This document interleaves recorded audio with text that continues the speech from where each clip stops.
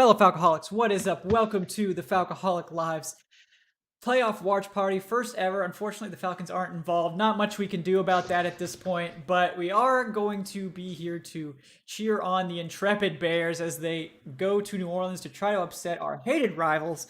Unfortunately, the team has reduced us to doing this, but what else are we gonna do on a Sunday night when the Falcons are terrible? So we're just gonna go with it and enjoy it the best we can. And to help me along this mission is Evan Birchfield. You know him on Twitter at Evan Birchfield.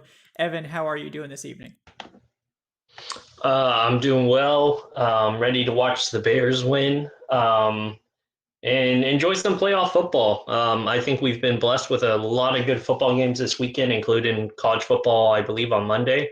Mm-hmm. So it should be interesting. Also, for those watching, if you can watch, I believe it's on CBS, but also on Nickelodeon. I'm going to try watching that because for some reason it's on Nickelodeon. So yeah, I mean that's pretty exciting stuff. I never thought of watching a football game on Nickelodeon. I'm guessing it's like an outreach thing to kids to try to get kids more interested in football, maybe something like that. And if they can do like a fun angle on it, I guess that's cool. But yeah, we'll see how that broadcast goes. I think they have some cool, like Nate Burleson, I think, is doing the broadcast on Nick or something like that. Yeah, it's Nate Burleson and probably I saw there was like some younger kids talking. I imagine they're like Nickelodeon, people. I haven't watched Nickelodeon in quite some time, but right. yeah, they're like teenage kids or maybe slightly older, but they were explaining the game at the beginning. I think it's just trying to draw some younger fans in who may not have watched football, I guess, before. So, Yeah. I mean, that's not a bad thing. So, no, not a bad thing at all. So, interested to see that. But yeah, I mean, let's talk about this game a little before we get into it. Like, this is kind of a David versus Goliath matchup. I mean, the Bears have been playing a lot better lately. The Bears did take the Saints to almost overtime.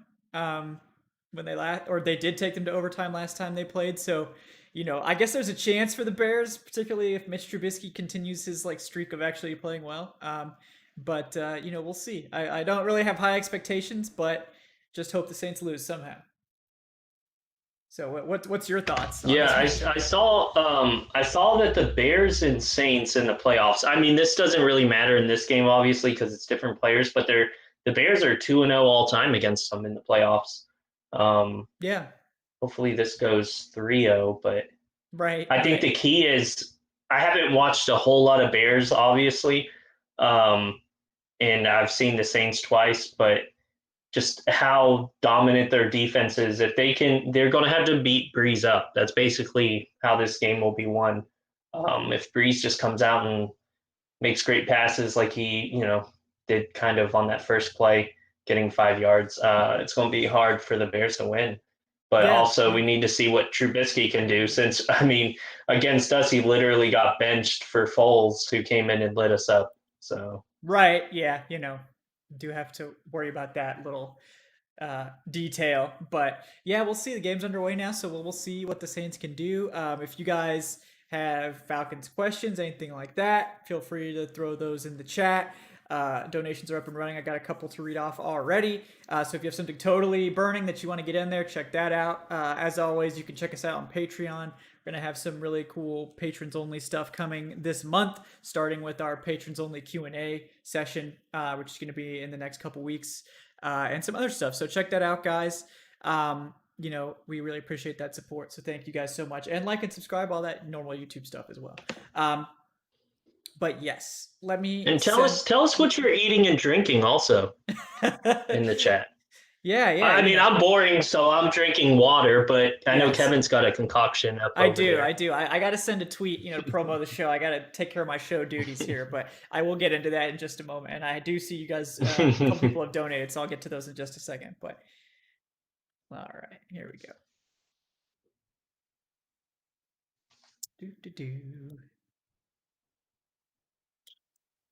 The thing they're trying to figure out on the Nickelodeon channel is the like the line marker. It's like it just keeps moving during the play. You can see there's like a little. Well, you know how like normally it just kind of stays still during the play, showing the first down across the field. On here, anytime the ball's moving, it just kind of shifts.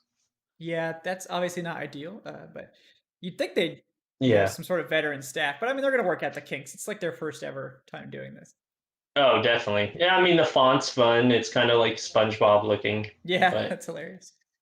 oh, and they're stopped. Okay.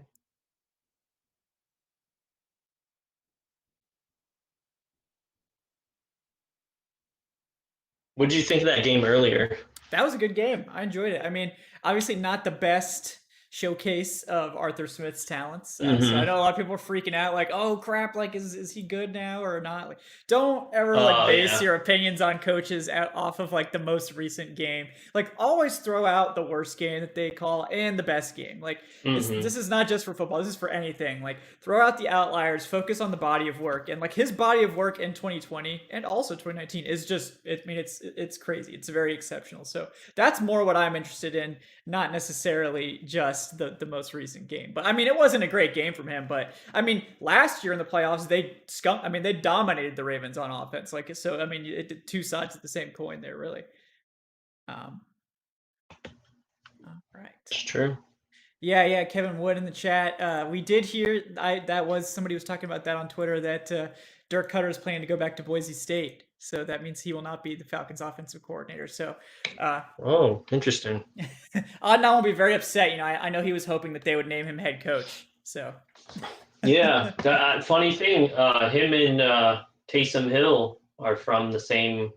Starts with a P. I forget what it's called, but same place in Idaho. yeah, yeah, pretty wild. It's like Piccadilly or something. I can't Yeah, remember. yeah. But yeah, small world. Small world, man.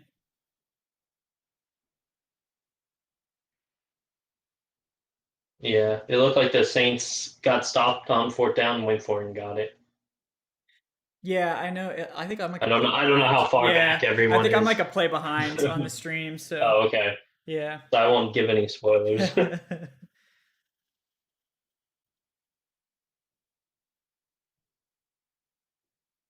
I do wonder though, now that the Titans are out, he Mhm. immediate Arthur Smith, if they wanted to go that route, he could immediately be hired. Yeah, yeah, he's available to Like, be hired there's right no now. Yeah. like you need to wait till Monday or Tuesday, like a No, certain day or something. I don't think so. I think that's pretty much it. Um, I yeah, mean, they probably would anyways, but you hear something, I'm sure. I think so. Yeah. You know, hmm the Let's Bears' see. defense looks pretty good. It's Yeah, just yeah. like I don't know how they're going to be later on. That's the problem. Right. Right now, they're fresh still, but the Saints are just moving downfield. If they can actually hold them and get off the field, but then it's going to take Trubisky not, you know, going three and out, and then the Bears' defense is back Well, on the you field. know. Yeah. I mean, the thing is, the Saints defense hasn't been as good, so hopefully that's Mm-hmm. part of it. But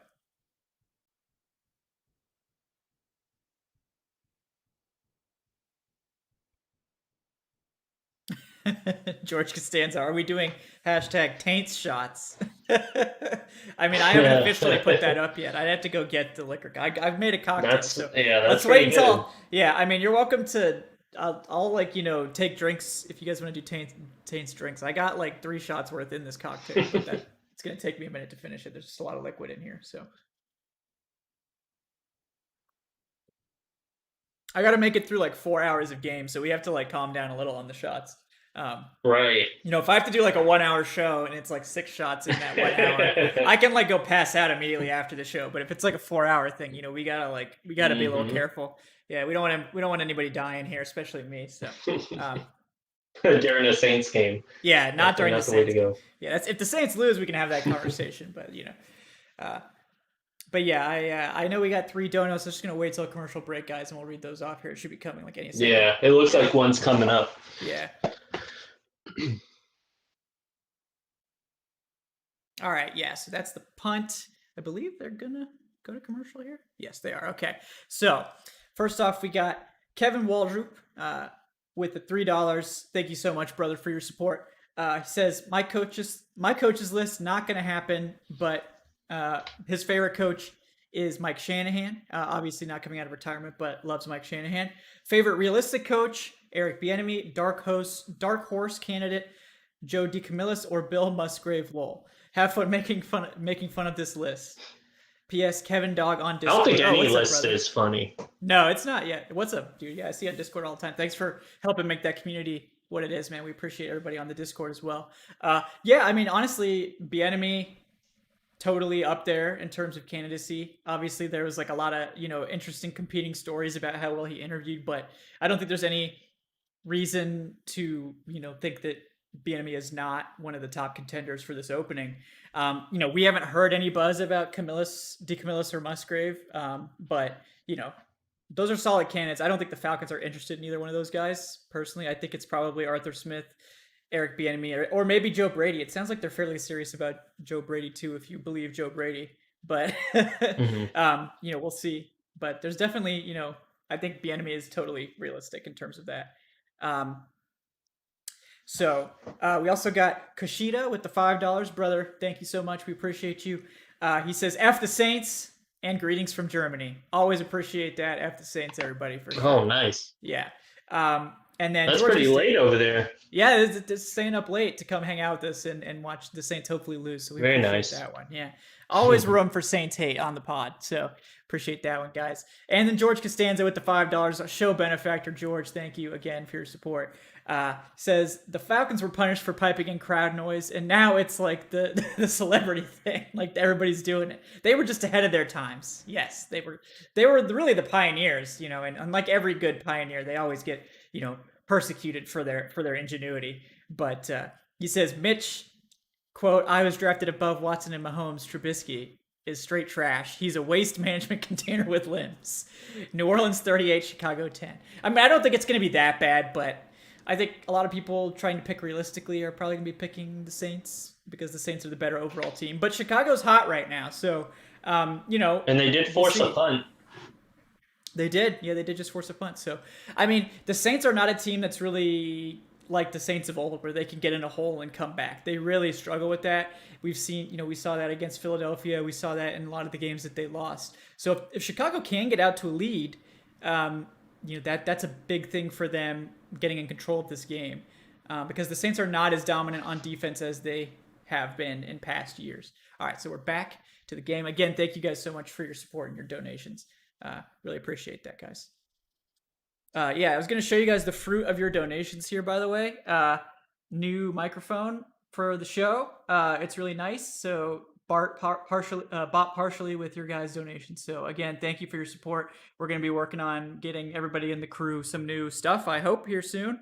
Thank you so much. And we're going to be not just pocketing your money and using it for booze. I will do that a little bit, but I think that's expected just when you're paying me to take shots. But the rest of it, we will be reinvesting in the show, and we're hoping to do some really cool stuff going forward too. So thanks, guys. Really appreciate that.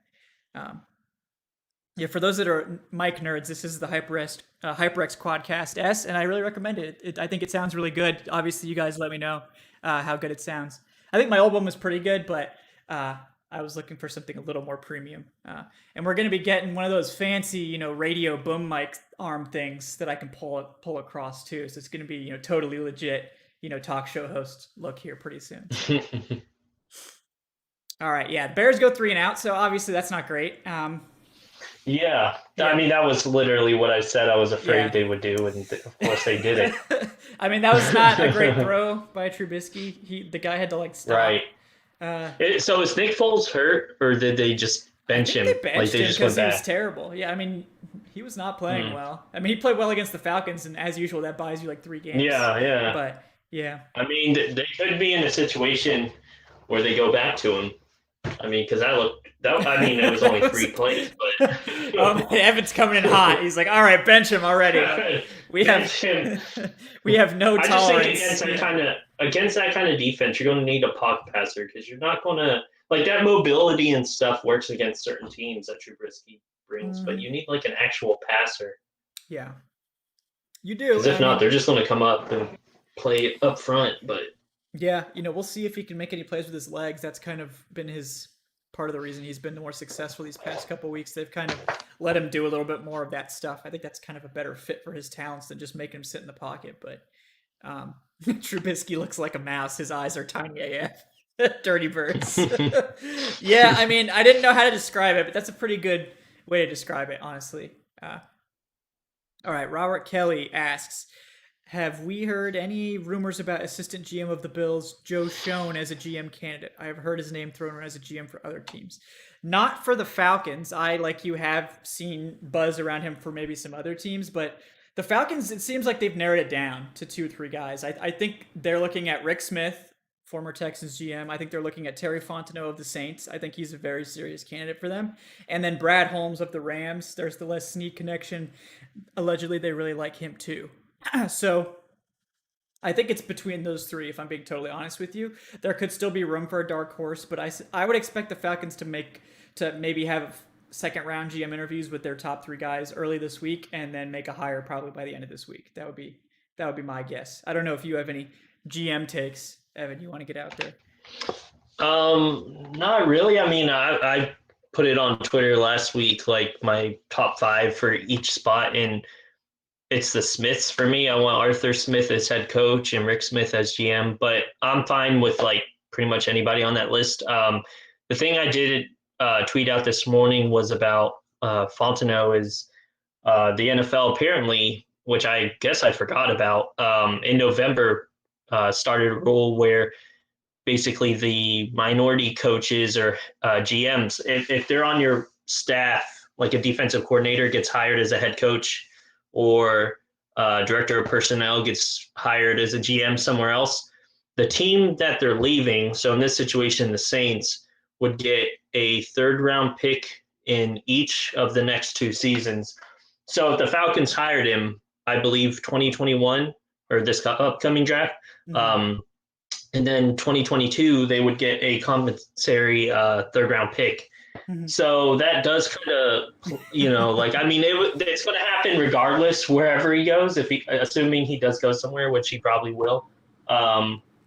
But you got to think you're hiring this dude, and the Saints are going to gain 2 3rd-round picks basically, Yeah. um, which is, I mean, that's a pretty Yeah, decent pick. that's a real That's not like haul. a Yeah. 6th or 7th or something. Yeah. So Yeah. I Yeah. mean, they're probably going to get those picks anyways. But there's some about knowing that it's because of us the Saints are going to get extra picks. Kind of rubs me the wrong way. Yeah. But I mean, yeah, that's yeah. something to consider.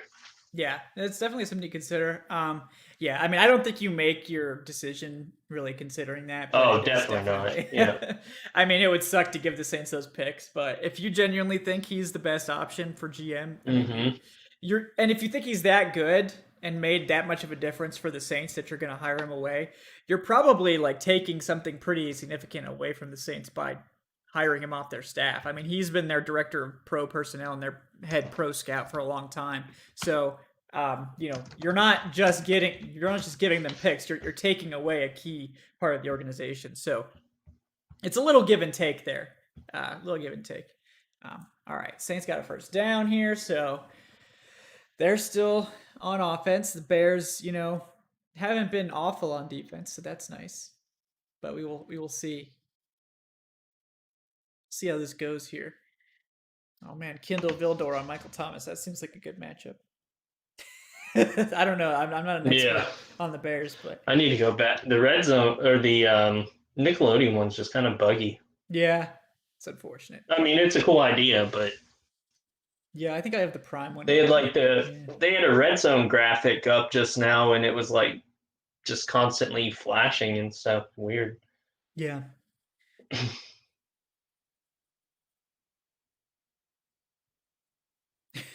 he can. Fontenot can send his See, draft Breeze is notes able to to. move a little bit out of the pocket, but he's not able to stretch the field like he used to. Kind No, of. he Oh, can't. Taysom Hill's a little shaken up. He can't really chuck it downfield. I mean, we know he can't, and the velocity's not the same, but he's still very accurate, like with his ball placement. That's his best. He's still got the Yeah, touch. he's Yeah. gonna like he can do that and throw it within the 10, but he's not like gonna scramble out and launch it downfield unless he's No. able to plant. Yeah, I mean, it's just he's limited now, and there were reports today. I think Rappaport, reported that he's planning to retire after this season, regardless of what happens. So, Mm. we could be watching his last game. We could be watching, one of his final games. So, um, you know, as much as we dunk on the Saints, very illustrious career for Breeze, and uh, you know, a lot of a big, he's been a big part of the NFL for a long time now. So that'll be, another changing of the guard when he ends up retiring. Not that I'll be too upset about it for the Falcons, especially, but Yeah. Can't believe both our teams lost our great quarterbacks to retirement, Breeze and Matt yeah, Schaub. Matt Schaub, the legend. Yeah. It Matt is weird to Schaub, the think about god. Yeah. how like the journey that man went on. Yep. Yeah. He from Atlanta, there and back again, a backup quarterback's tale. Yeah. Yeah. No, it really is like, it's like, and then going to Houston, making I mean, he's still their best passer, like statistically, um, in career yards and Yeah. touchdowns and Yeah. pretty much everything. Yeah. Watson will And catch him then, real soon, but oh, he'll catch him as long as he stays there. right. Because Right. right now it sounds like who knows what's going to happen. Yeah. I Yeah. wish the Falcons were able to do something there because I mean that would solve several problems. But Right. Right. uh, yeah, I don't know how that would work cap wise because Matt Ryan's got a hell of a contract. Watson's got a hell of a contract. I know people have been saying that. It's not going to happen, It's guys. fun to think about, but yeah.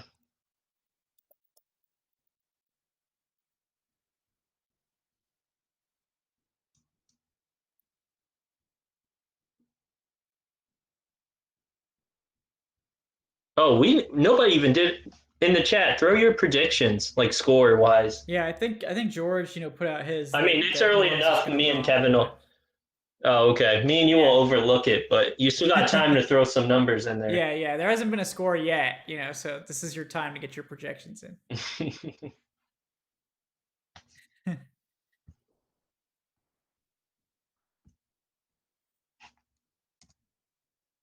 Drinking some flavored water during the game, Dirty Birds. That's pretty good. It's pretty good. I'm not a big fan of the. I like that vitamin water stuff. There's a couple of those flavors are pretty good, but other than that, Hmm. yeah, hasn't really been working out too well.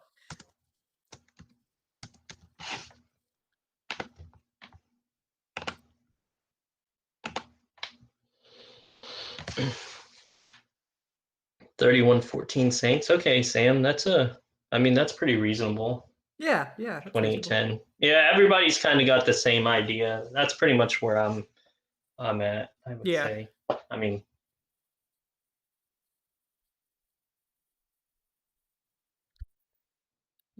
mm, All right. Well, the Saints are gonna score first here. yeah. So it's gonna be Michael Thomas for the touchdown. Jeez. Oh yeah, no. Dirty Birds was Mm. saying that Adnan's probably drinking the flavored water. He's knocking back whiskey. Okay, sorry. Yeah. I didn't mean to slander you like that Matt Ryan hater. Sorry about that. Adnan allegedly will be here at Okay, some point, so yeah.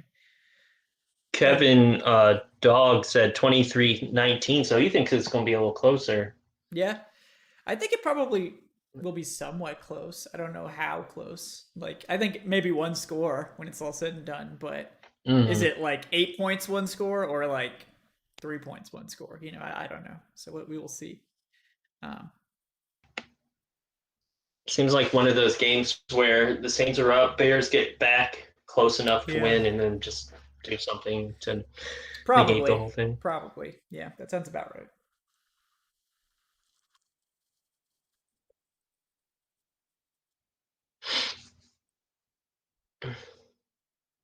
Zangu asks, "Is Yeah, this it's commercial, folks.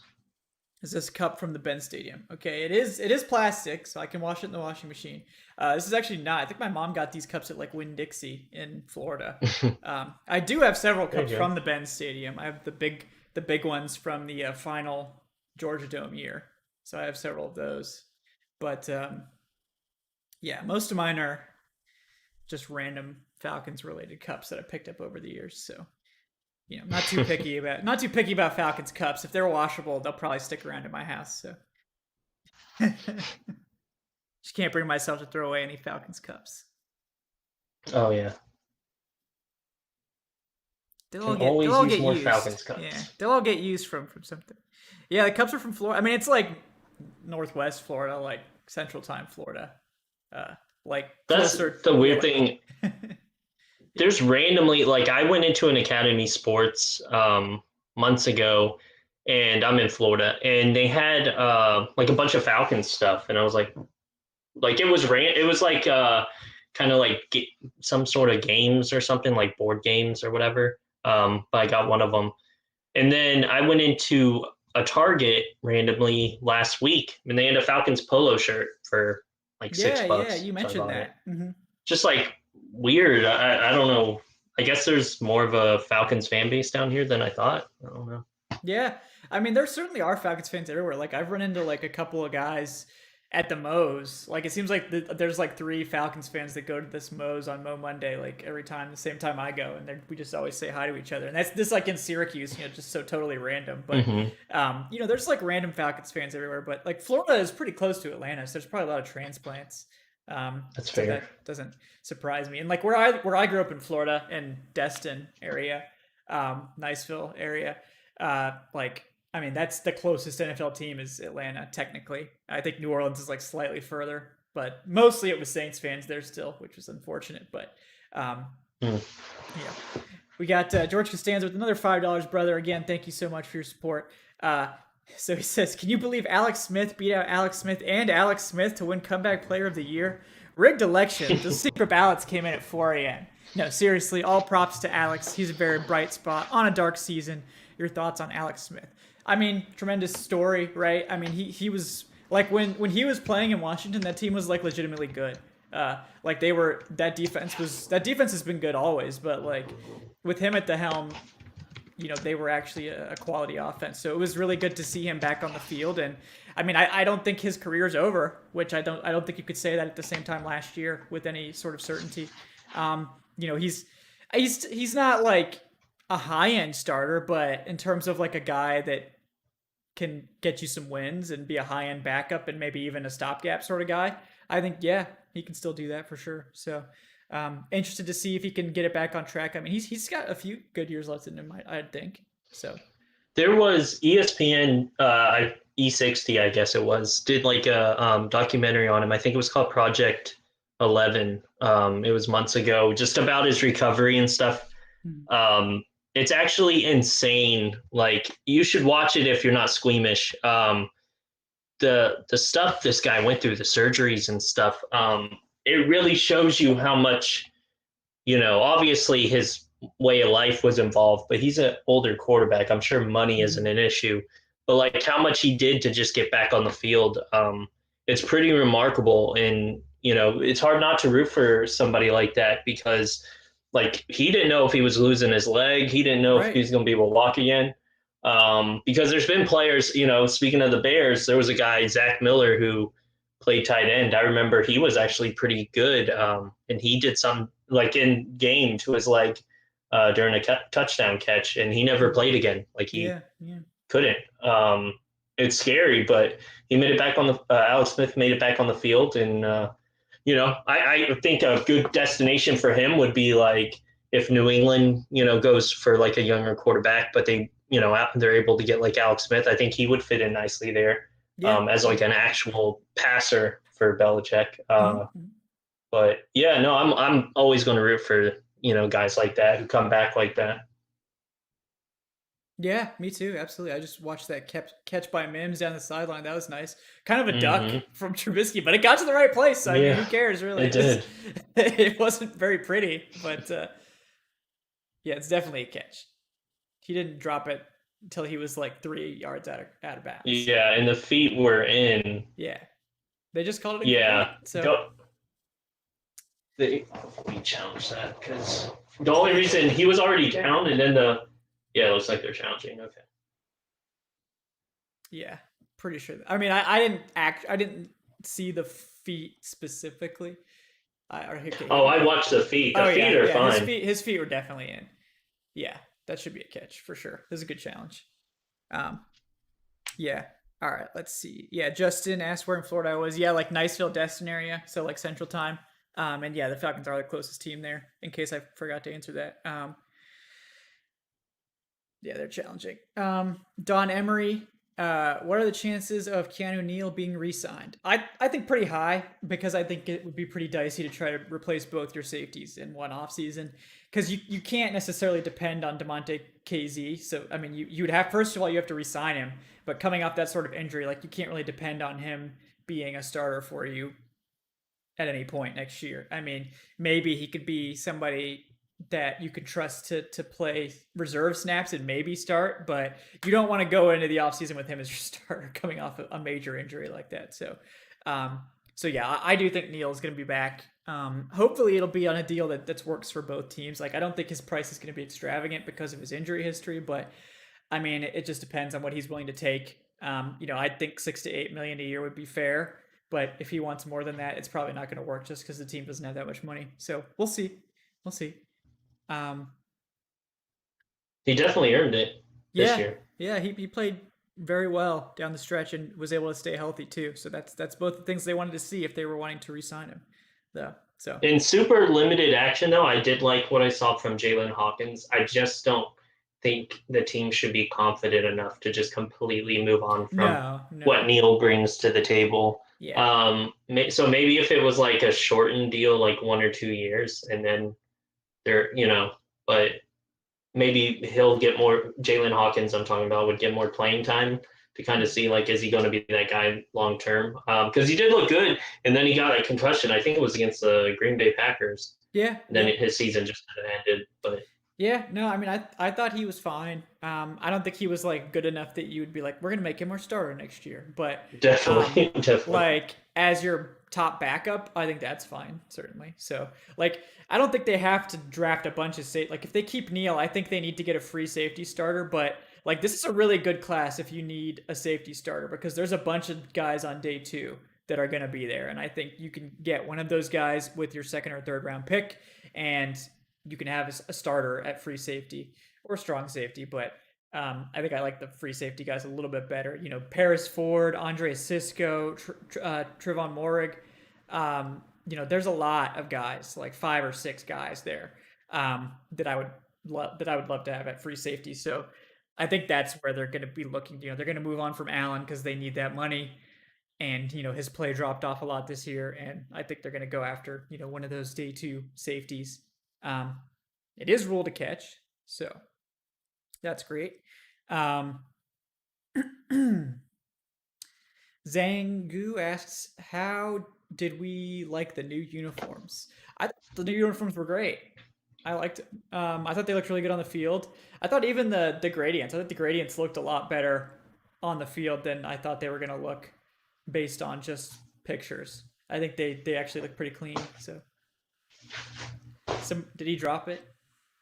I'm not spoiling anything, folks. You But spoiled it with your God, body language. I am Oh man, sorry. there's You'll see it, some like trickery here.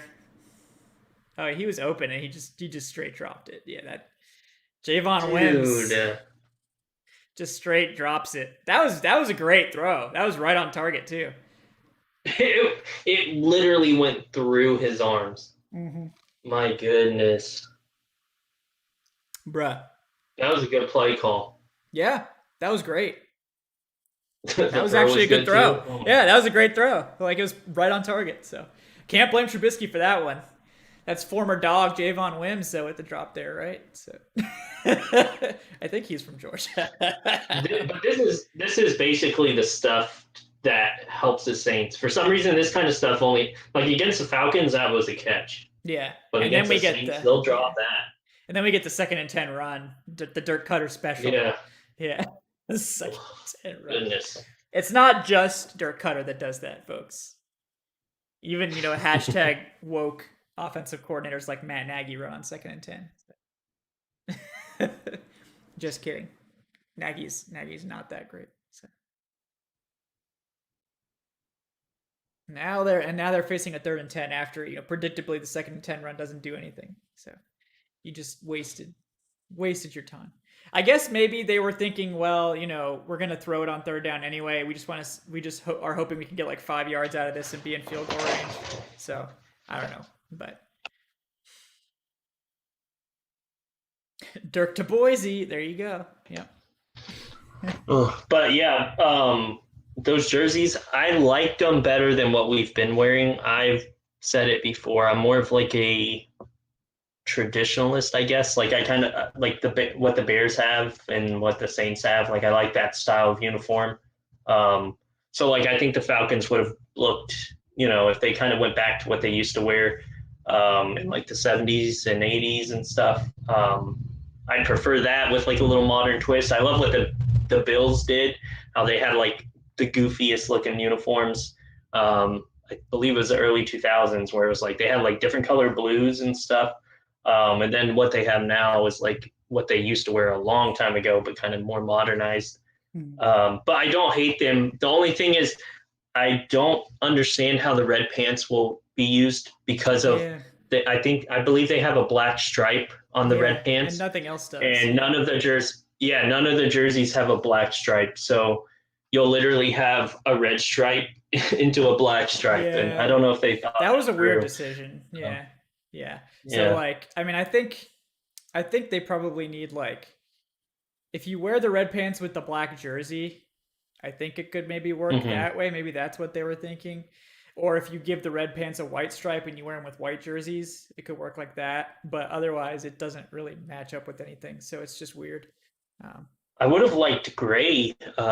I saw some like photoshops or whatever mock-ups of like gray or silver like pants like they used to wear. mhm. That looked pretty clean because it kind of matched the face mask. But Yep. yeah, it'll be interesting. And I actually liked how the looks like we're going to commercial here in a minute.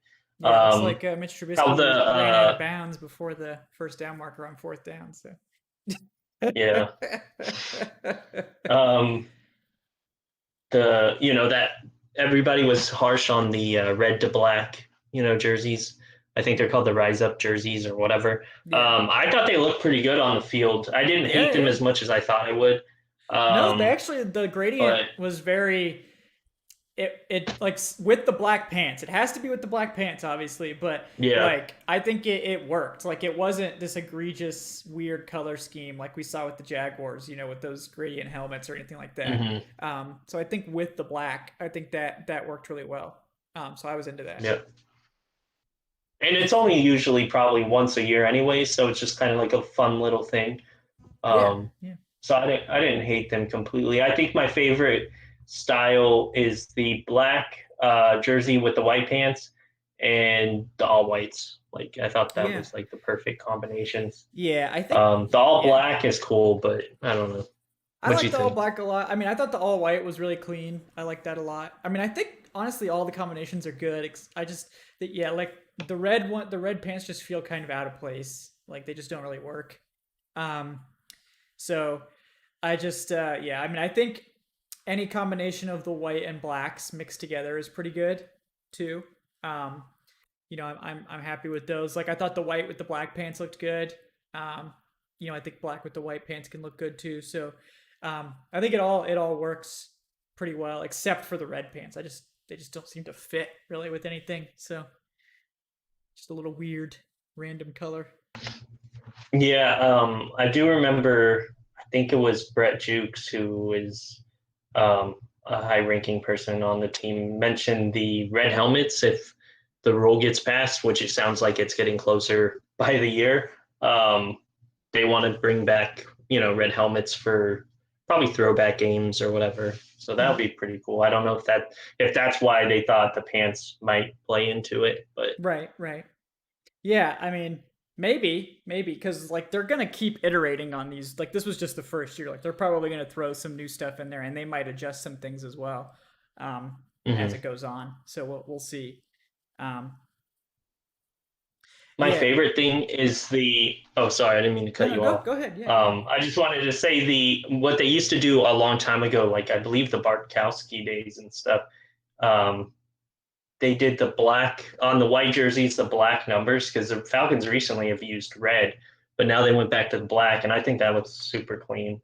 That's Mhm. probably my favorite change. But I'm not a huge fan of the numbers. I liked our old numbers, to be honest, Yeah, yeah. I from think the our like numbers. most recent uniforms. Yeah, I mean, I think the numbers are kind of unnecessarily modern. Like, and I'm one who doesn't mind modern look.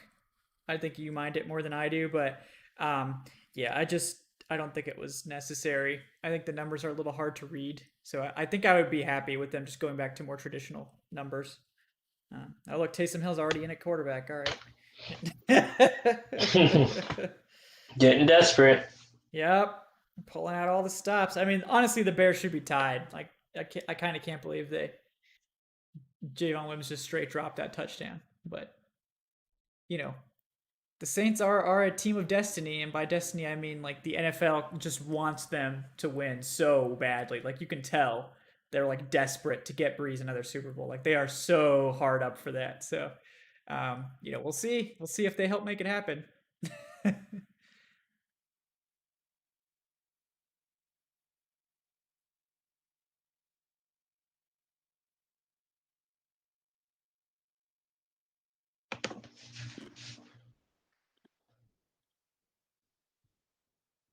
Nico asks, which uniforms did we wear most during our run of peak falconing early in the season?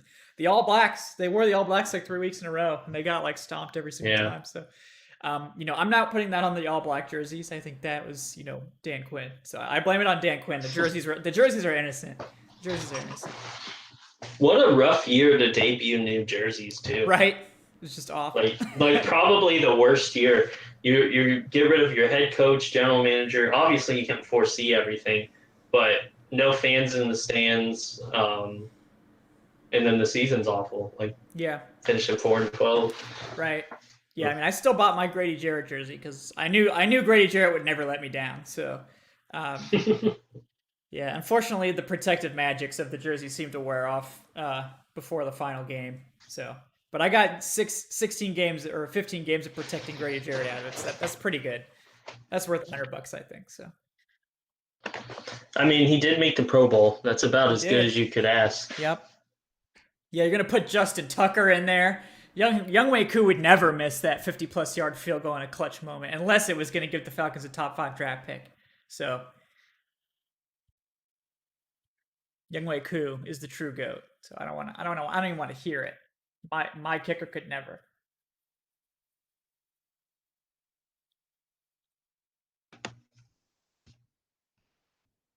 Saints have the most live ball penalties in the NFL. That's wild. Doesn't surprise me. They get away with so much on defense, or they have over the past few years. So at some point, the NFL is going to start calling it. So.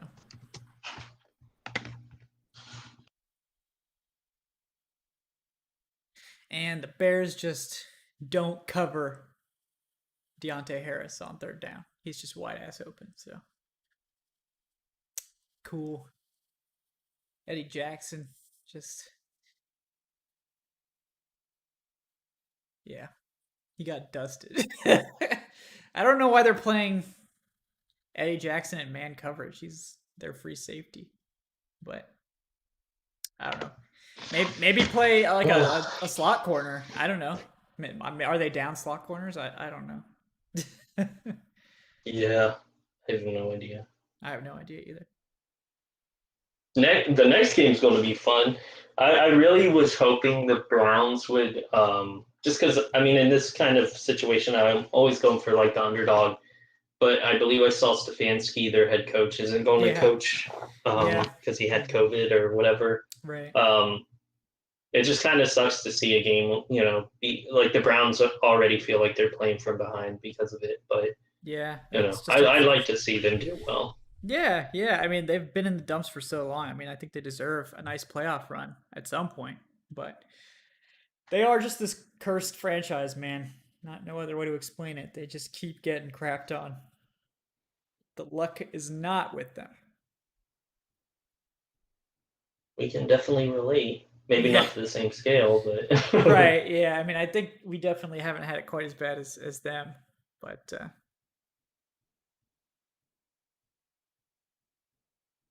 so Sam Granderson asks, who would we like to see hired as GM? Like I'm still leaning slightly towards Rick Smith, but honestly, all three of those big time guys, like Rick Smith, Fontenot, and Brad Holmes, I think are good, like very good choices. I think all would be very good GMs. So I would be pretty happy with all of them. I think Rick Smith and his experience pairing him with a first time head coach like Arthur Smith or Eric Bieniemy makes a ton of sense because you get to pair a real veteran guy who has a ton of experience, at the highest level running a team and a roster, giving him someone to lean on, who he can build a team with, who maybe isn't as experienced. I think that's something that you generally want. That's something you would probably want to do instead of having an all new sort of system. But that's just me. I think all three guys have a lot of potential. Do you have anyone you're leaning towards, Evan?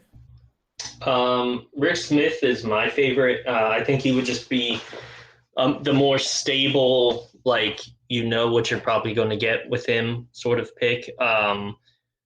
And Brad Holmes is interesting to me. I think his resume speaks for itself, but I don't know what kind of route they're going to want to go. I know Rick Smith served with McKay on the competition committee, so he's obviously familiar. Rich McKay is with Rick Smith. So if he goes that route, obviously the how much they know each other played into it. Mm-hmm. But hopefully we'll see sooner than later because Rick Smith, I believe, can be hired at any time because he's not on a team. Mm-hmm. Holmes, I assume that kind of changes things because they beat the Seahawks, right? Right, So right. he Yeah, can be they're gonna have to hired, wait. Yeah, they're gonna have to wait. Um, I and then yeah, oh, I do think it's gonna be Rick Smith, but mm-hmm. oh, did he catch that? I don't know. Did you see how I was trying to hold my excitement? Yeah, I noticed you like flinch there. Yeah. I don't know. I mean, I didn't need to see the replay. It's Oh close. man, It's close. it looks. Mm. I Okay, mean, they let's ruled see. an interception on the field, right? I've got my TV muted, so Yeah, I think it's an interception. Yeah, yeah. I mean, it well, would be let's see. tough to overrule. That's what I'm gonna say. Yeah, I mean, his hand is clearly under it. His hand's clearly under it. So, like, I think if Yeah, his hand, like, even if a part of it touches the ground and his hand's under it, I think that's still an interception. Um, so you have because they ruled it an interception. They're going to need like they're going to need to be confident that that is incomplete, and I just don't like, see it yeah, from any of the angles they just showed. yeah, and like the ball can touch the ground as long as as long as the receiver has his hand under it. Like a part of the ball Mm-hmm. can touch the ground. It's okay. So I definitely don't think that it's going to be overturned. But as I was saying just minutes ago, the NFL desperately wants to see Drew Brees get another Super Bowl. So we'll see how much heavy lifting they're going to do with this Mm-hmm. call. So, but that was not a great throw by Drew Brees there. That was in the ball for a while. That was in the air for a while. So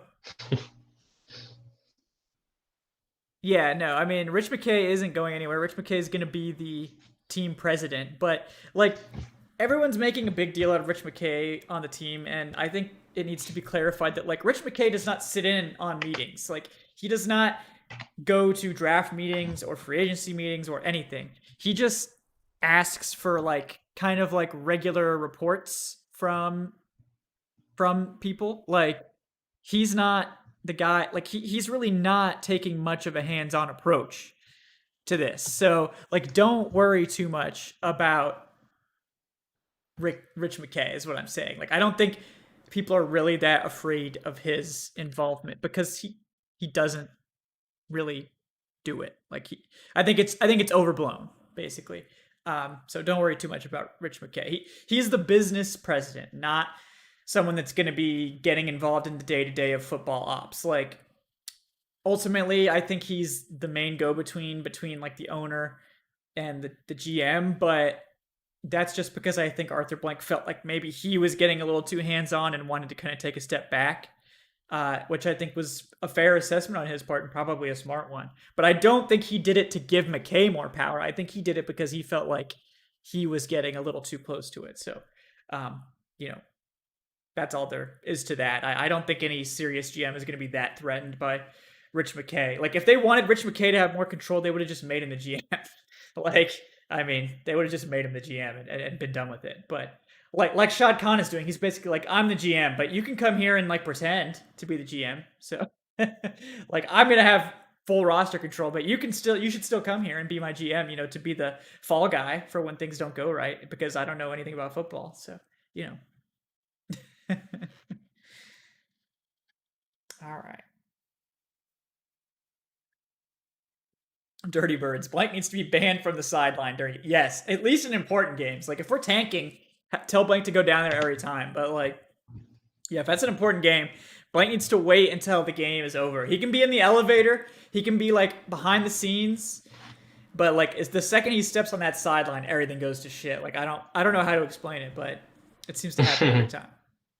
It is interesting though. I read that memoir of his that came out recently, Good Company. It was a really good book, but it really gave insight onto why he does that, and it's the message behind it is he wants to show the players that win or lose, he's there on the sidelines. Obviously, people remember the losing more than anything, but Wow, they I think it's overturned kind of it. They a neat overturned thing. it. Wow. Wow. Oh my goodness! Wow. See exactly what Well, I'm we saying. know which way the NFL's going. Yeah, exactly. Yeah, that is That's ridiculous, man. insane. There was not enough evidence for that. No. So, as I was saying, the NFL is going to be doing as much heavy lifting as they can to make sure the Saints are in the Super Bowl. So, if you want proof, I mean, they're going to give it to you at every opportunity. They will go for the Saints. So, I mean, they've been doing it all season. So, I mean, this isn't exactly new. And the draw gets like That's 9 yards on 3rd and 11. So, yeah. yeah. Comes on a pretty decent field goal.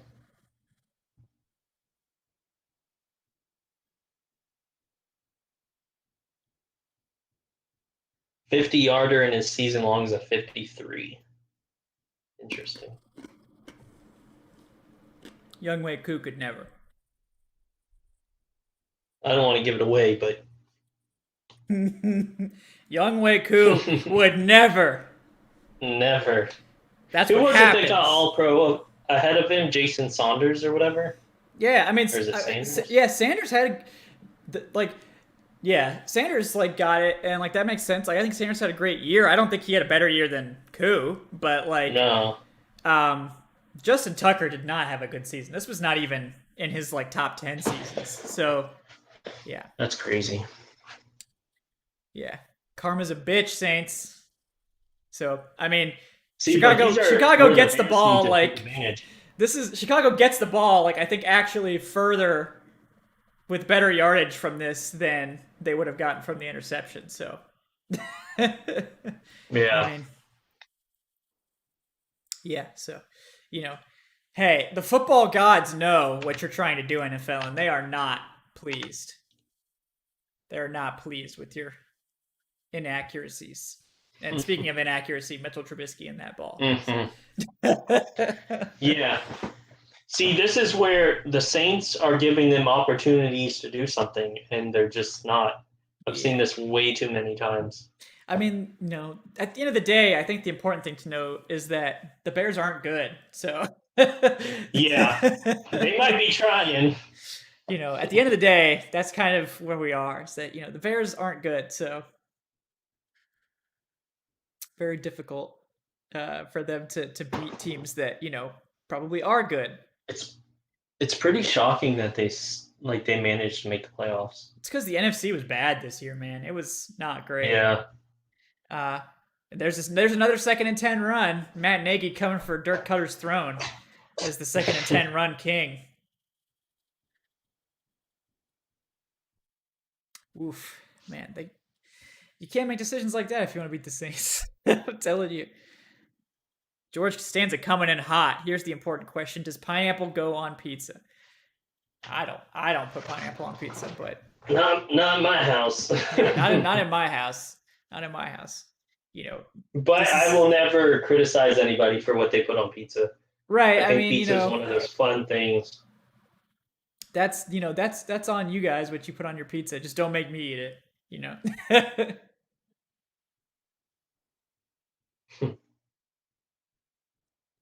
Was actually? I can't believe he actually caught that. That's pretty wild. But he was definitely out of bounds when he caught it. Yeah, that other foot, if it would have just touched a little, then it was a catch. But Yep. mm, And then there's another 3 and out for the Bears. So yeah, that's what I'm saying. They're just like they're just they're not not going to good. get. Yeah. Yeah, I mean, but put Nick Foles in probably in the third quarter if it's Nick going this route. Nick Like Foles, you're wasting these yeah, opportunities. you're right. Nick Foles does become like a Super Saiyan in the playoffs, so that's a good call, I think. Yeah,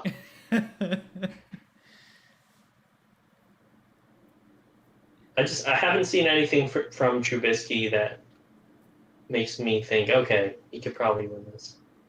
But he played better towards the end of the season, so he's the future. True.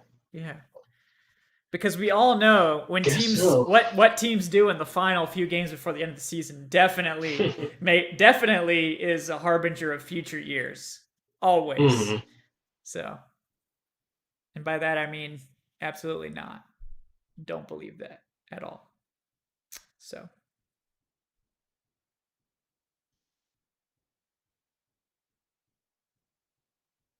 all right. Oof. Well, we have to watch Drew Brees again now because the Bears aren't good. Oh yeah, Robert Kelly. Sorry, I think I started to answer and forgot. Adnan is going to be late, as is Eric. Eric's driving back from something, so he'll be on whenever he gets home. Maybe like second half. I think the same with Adnan. Sometime in the second half, he'll be here. Just folks, busy with other stuff today. Technically the Falcons aren't playing, so I can't be like too upset at them for not coming on the show. But allegedly, Hurry and get here and watch the Saints. yeah, like allegedly Gina Kelly is going to come on at some point just to say hi, and some other folks might pop in if they get free. So we should have some variety over the course of the show, but we will we will keep you posted on that. As if I hear from those guys exactly when they're going to be here, I'll let you know, folks. Um,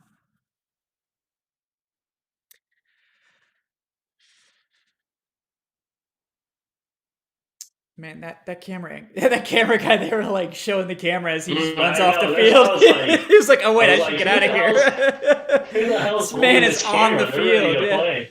he's about to get bowled over by somebody.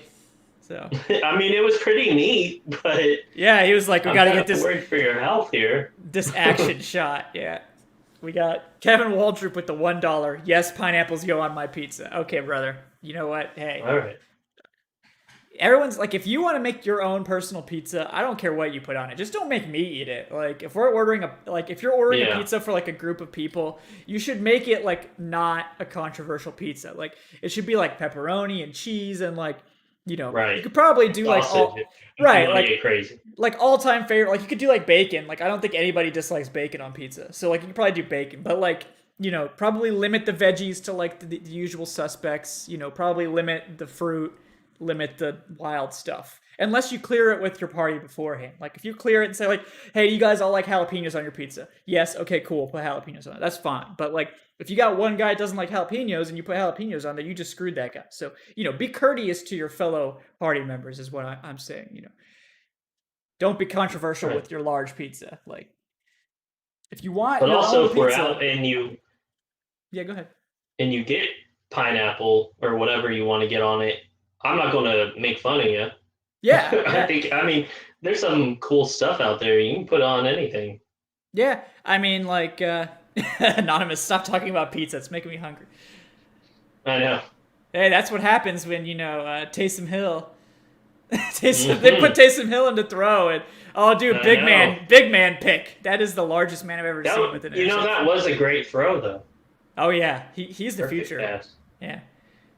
Lord, I hope so. Why are the Saints alternating Oh, QBs? I don't think there's any good reason for that because Drew oh, Brees he had a can't. guy wide open, too. Yeah, I mean he did. Hmm.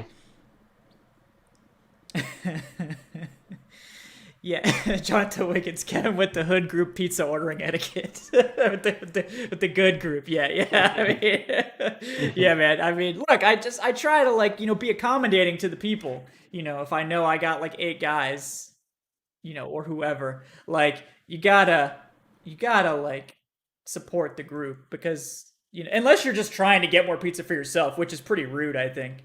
So, you know, If you're just ordering a And pizza there's that no you fixing know, it yeah, either. right, exactly. You Like if you can't, get pepperoni and somebody don't like pepperoni, you can't say take it off. You take yeah, off. Have you tried taking off a pepperoni? It takes like half the cheese pizza off. yeah, and like pineapple like seeps into the pizza. Like you can't like Yeah, get it's pineapple baked in out. there. Yeah. But like if you don't like pepperoni, like I don't know what to tell you, brother. Like it's like we're gonna have a problem because I think like 8 out of 10 people probably like pepperoni. So I generally think of that as like a safe topping. So I don't know. What about Does anybody anchovies? do Yeah, ranch with their pizza? I like ranch I on did. pizza.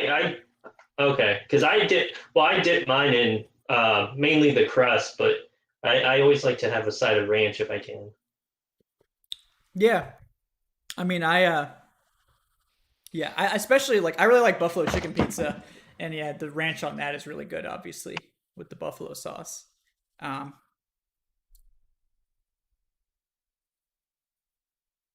8K cameras, yeah, I mean 8K looks good. I mean my computer monitor is only 1080p, so I mean it looks sharper, but I'm not getting the full experience. But yeah, I mean if you have an 8K TV at this point, you might have a problem.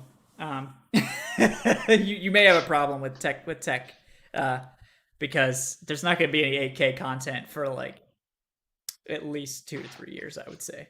Like, I'm not even sure if they're gonna make 8K discs at this point. So I mean, just so few people actually buy discs. Like, I mean, I do because I'm a purist, but you know, I don't know if people buy 8K discs. That's just such a niche thing.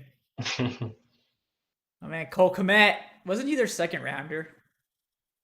I believe so. Yeah, man. From what I've seen, he's pretty good. I mean, he's not bad. I just like this was such a weak tight end class to spend a second on a tight end. It Like, was. I I mean, he's mean, not bad that's though. essentially what we did, but it was a more veteran or like I guess NFL experience tight Yeah, end. yeah. Man, the Saints were all over that play. It's probably because the Falcons ran it like 4 times. Yeah. Yeah, they were not fooled at all by that little Unsportsmanlike? What did he? update. They were talking shit to the Saints. Unsportsmanlike conduct, 15 Yeah, yards I want to see what happened. I wasn't really paying attention to. on Cole Kmet. Dude, what? He's Oh, he like, flicked the ball at the ref. There you. Well, I mean, that's I kind of tacky. mean, yeah. Well, He, we know what was he what. supposed to do?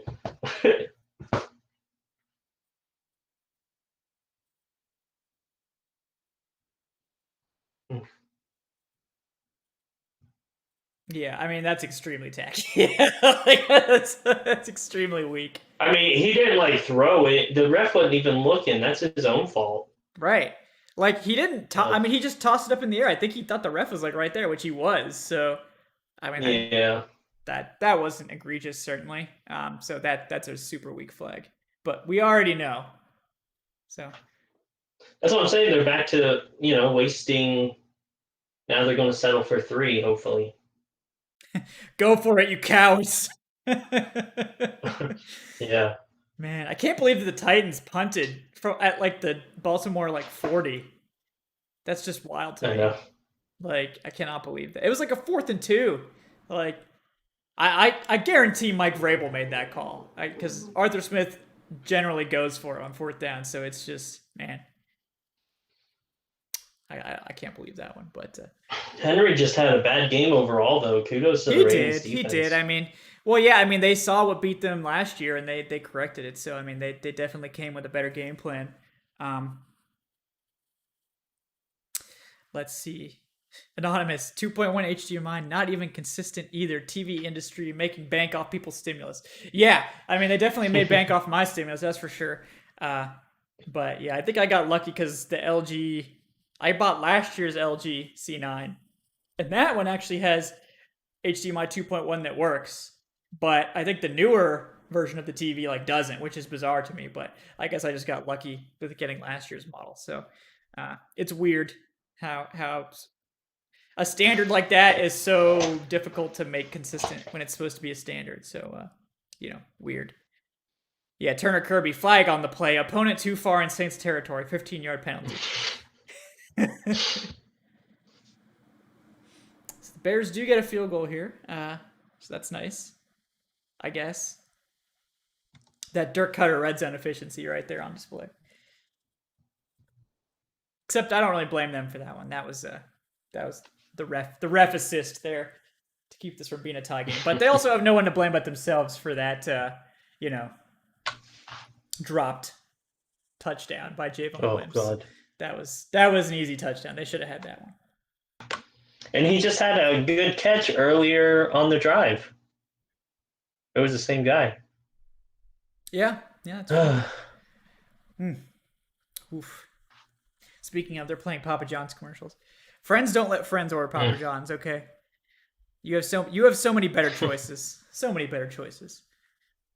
I would be honest. I used to give Papa John's pretty good for football because one day I called a Papa John's because I had a 50% off discount that they gave me because I live in Florida again. So the Orlando Magic did something and they had like a day where you can get 50% off. Anyways, I did it and it didn't work. So I called them up and they're like, oh, just use our employee one.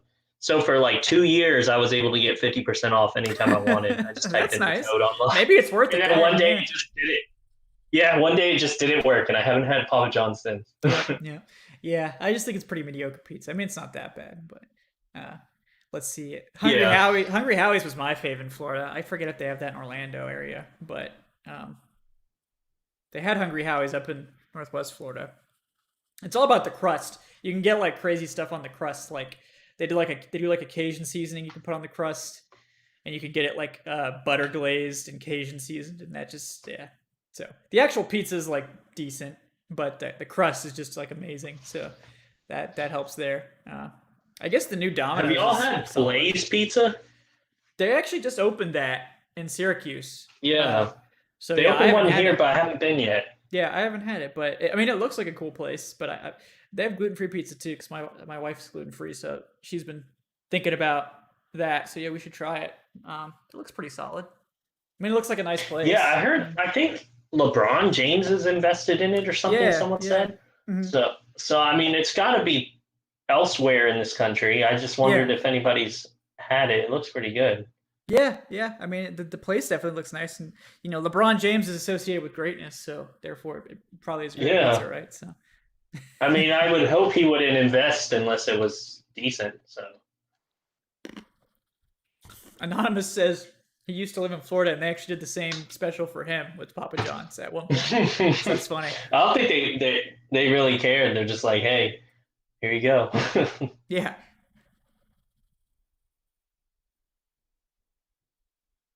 All right, here we go. Bears, need to,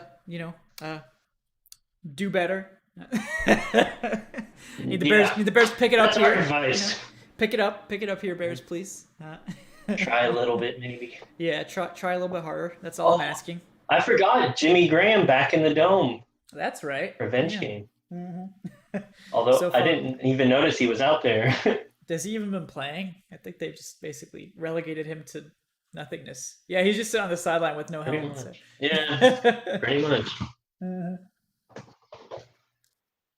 Oh. Yeah, it really should be 10-7 right now. I agree. If you're going to drop a wide open pass, I mean, I don't know what you expect to happen. You're going to get grilled by the Falcoholic Live.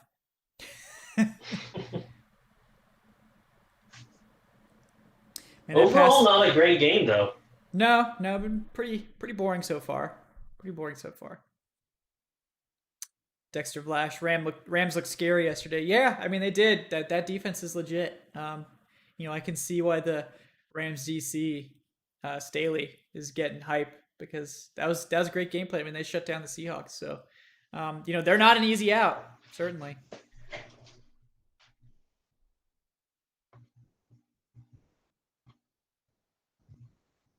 Yeah, so I guess the same thing would happen to the Rams if Holmes was hired as GM. Yeah, they would get the 2 years of third round picks, which I mean doesn't bother me as much because it's the Rams. No, they could desperately use those picks. Yeah, I'm sure they're hyping up Brad Holmes to everybody who calls. Mm-hmm. Like, hey, brother, we got this great GM here. You should hire him. Yeah, need those picks. Less Snead like pleading with the Falcons to help him get some picks back. Would not surprise me. Yeah. The Rams do have the number one defense, I believe, in terms of I think it's points, um, which after last year and how they kind of fell apart down the stretch, kind of crazy that they improved so much. But that's kind of how defense is. It's super volatile year to year, which is why I don't agree with. Oh damn, that dude got floored. No catch for you. Uh, but yeah, that's why I don't really believe in building around defense in today's NFL is because we've seen like defense is super volatile year to year. You're one injury or one player leaving away from like for the 49ers, it was like, you know, they traded away uh what's his name? The guy I mean, DeForest Buckner and like had a couple of injuries and that defense went from like the best in the NFL to like bad. So it Mhm. just it's wild how fast that. Oh, the Saints, even the Saints ran a crappy play on 2nd and 10, trying to do a little, wide receiver jet sweeps action. So even the Saints can draw on Dirk Cutter's lessons from time to time. Well, they for the Saints it makes sense because Drew Brees can't throw 10 yards downfield, so they have to get some yardage back on 2nd down to make sure he can complete past the sticks on 3rd down.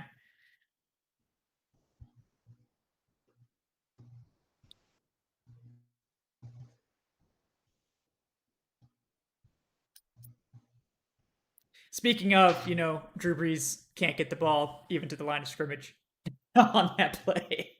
I Yep. mean, yeah, it's not great. Bring in Nick Foles. Nick Foles, save us. They're gonna get another chance here. Come on. Yeah. I mean, it's probably not fair to blame it all on Trubisky because that bomb that he delivered to Wims should have been caught. So it's like they'd be Definitely. 10-7, be a totally different game. That was the case. But yeah, I mean, Turner Kirby, I agree. Like the Saints offense, I just don't think it's really good enough for them to beat good teams in the playoffs. Like the Bears are not a good team. Like they're not. Like they're average, above average slightly. They're just not good. Plus, assuming they have to go to Green Bay, and I don't know what the current weather is like, but I imagine it's cold. It's gonna be cold. They're not going to play very well. No, Like that's no. such an advantage. Yeah, it's not going to be good for them to go to Green Bay if they have to do that. So, the good news is that they can maybe pray that Green Bay loses in the divisional because they're not going to play them if they do end up winning this week until the championship. But we'll see. We'll see. I doubt Green Bay is going to lose to whoever the lowest seed is that advances, whether that's the Bears or uh, I guess it would be the Rams. So we shall see. You guys watching the Nickelodeon feed? Nah, sorry, I couldn't do it. I gave up. I keep flipping back and forth just because I want to. I don't know. It's kind of fun. I Yeah. don't know. Hey, It's what's up, different. Jameson Taylor? Welcome to the show, brother. We appreciate you tuning in. Um, yeah, I mean, it was cool, but without sound, like I feel like I'm not really getting anything different out of it anyway. So I might as well just have it open on Amazon Yeah. Prime. Yeah. I guess for if the volume they have, like they're probably explaining stuff a little more, which Yeah, that's probably. good for kids. Hmm. Kids getting into football and stuff, adding like the kind of fun aspect to it. Yeah. Because when you think about like, imagine if you just like appeared here and you're trying to understand football would probably be a little confusing. Like, why do I need to kick it through this like weird shape to get points? Right. Right. Why do I need to get past a certain line that you can't see on the field that you can see Right. on TV? Yeah. Yeah. So that's kind of neat.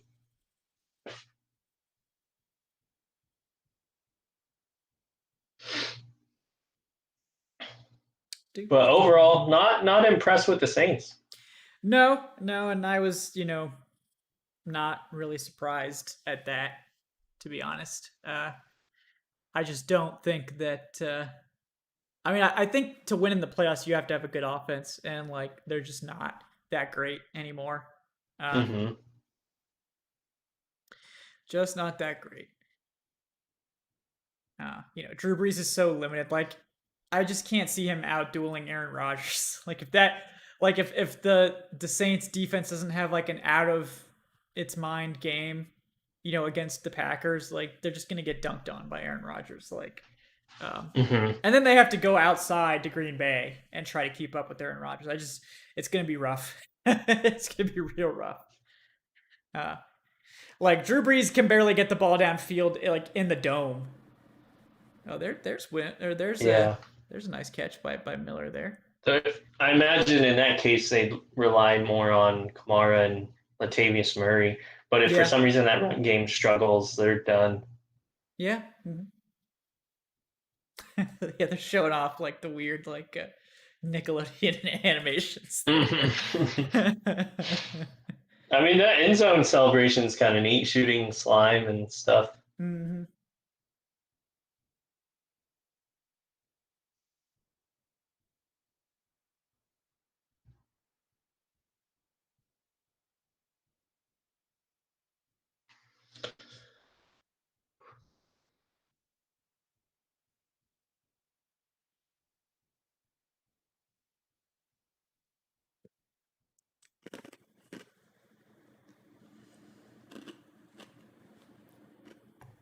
Yeah, yeah. Somebody's talking about the Steelers potentially going to the Super Bowl. The Steelers are like arguably the worst team in the playoffs for the AFC right now. Like, just being Which honest, is weird to think. like they have been really bad in December. Like they have not been good at all. So, um, I think they were probably overperforming early and then kind of came back to earth, and they're just kind of like not that great. Man, it'd be Their cool thing if is, I want to see how they would match up, in the playoffs against, like the, oh no, yeah, it would be cool. against, sorry guys, It'd be yeah, cool, if the against Bears, the, yeah, weren't so bad on offense. This might be an interesting game. yeah, But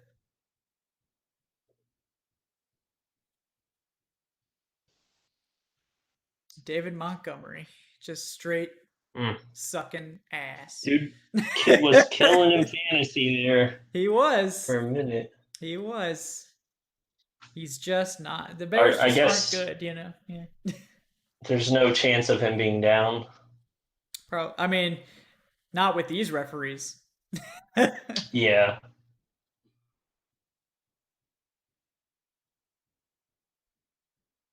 Ugh.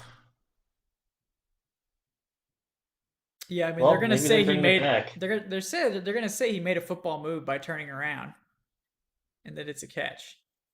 So even though that was like if you played at full speed, it was like literally not even half a second that he had the ball. So it should be an incomplete pass, but I'm not gonna oh I guess they are saying it's incomplete. Okay. Yeah.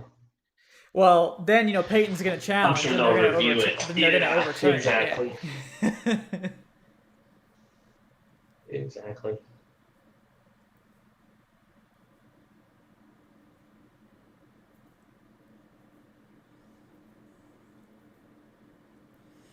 Well, even Peyton Let's looks like see. it's not gonna challenge it. So Ooh, yeah, I mean, if this was in the backyard, that's a fumble. Actually, if this was 20 years ago, it's a fumble. But yeah, now that is probably incomplete. yeah. Just because it's like when they slow it down, obviously it looks, but when you watch it in real time, he has it like that and it's out. Yep.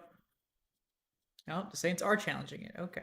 Well, now that the Saints have Yeah. challenged it, they're definitely going to call it a fumble. So, um, But yeah, and they did rule it as incomplete on the field. So this yes. would be going against their ruling twice. Hmm.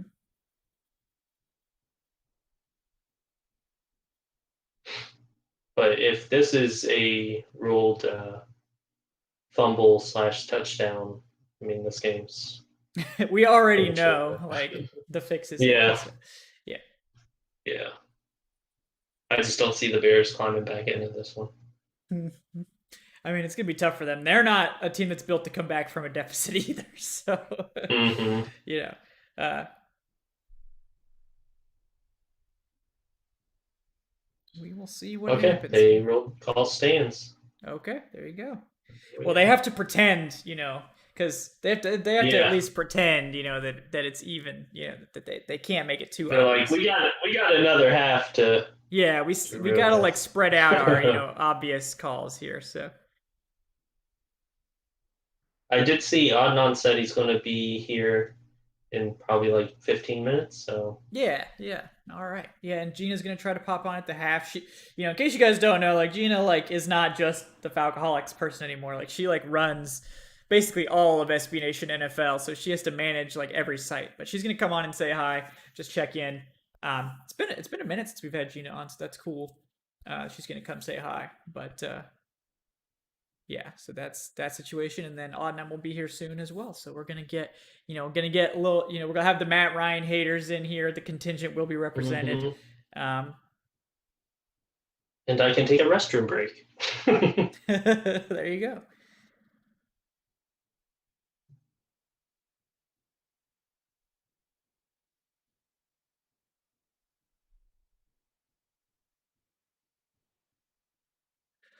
All righty. Seems like a long half, doesn't It, it? it is because they just keep going three and out. Yeah. Yeah, if they would stop, just sucking, we'd probably be at Yeah. halftime by now. But I don't think that's gonna happen. So. Nope.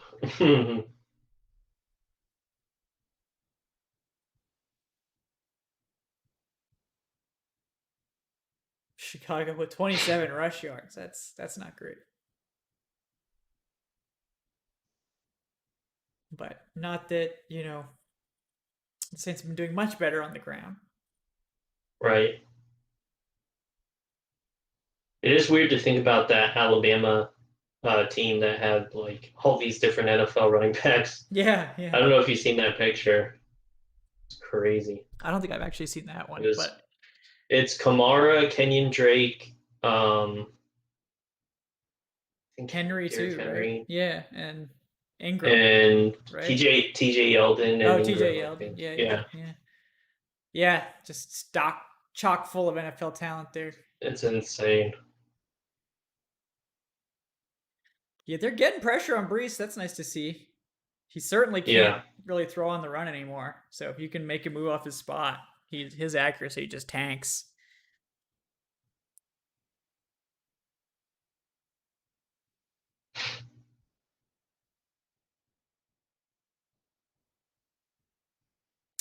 Jeffrey Miller, do you think it's possible the Dolphins might trade back with Carolina and get their third pick?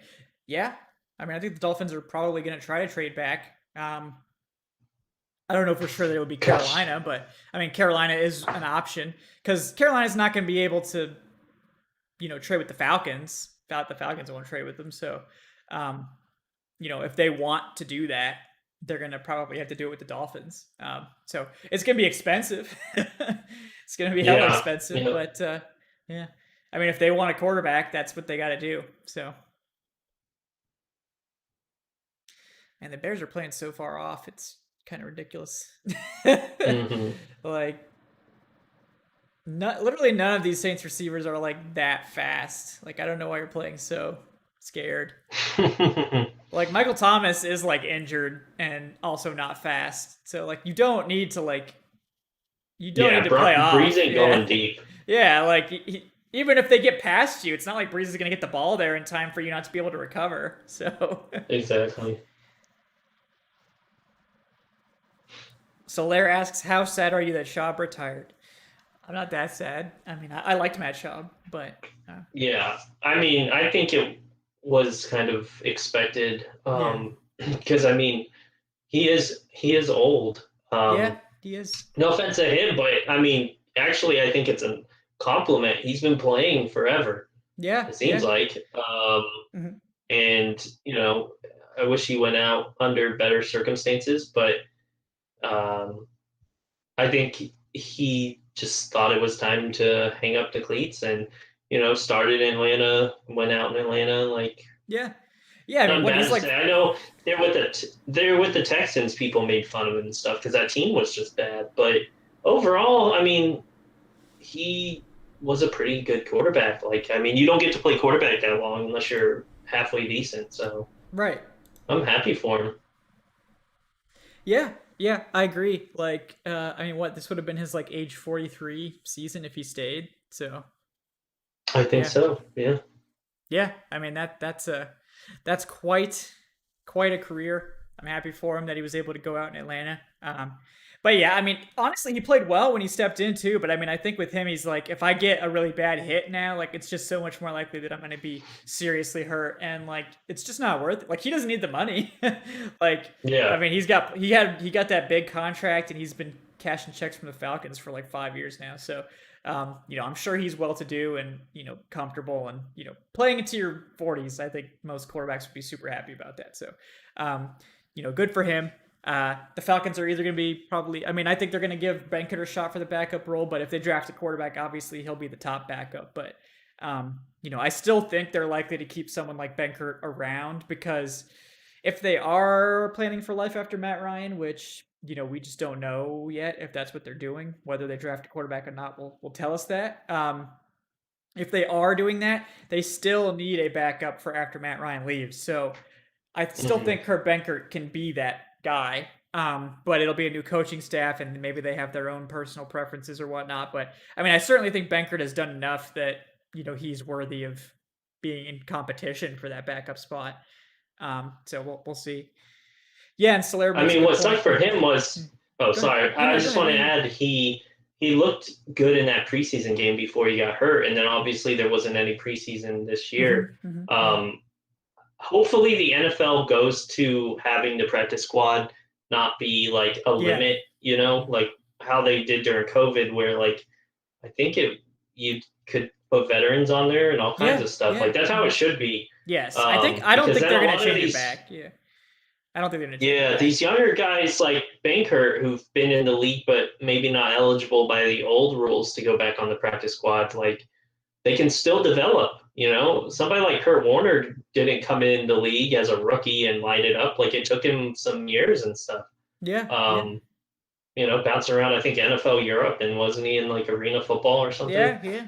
Uh, so I mean, I think that would be a good move. You keep kind of these 3 to 4 year NFL players who maybe didn't get a job right away, who can still grow. Mhm. I think it'd be a good move. Yeah. Yeah. Yeah.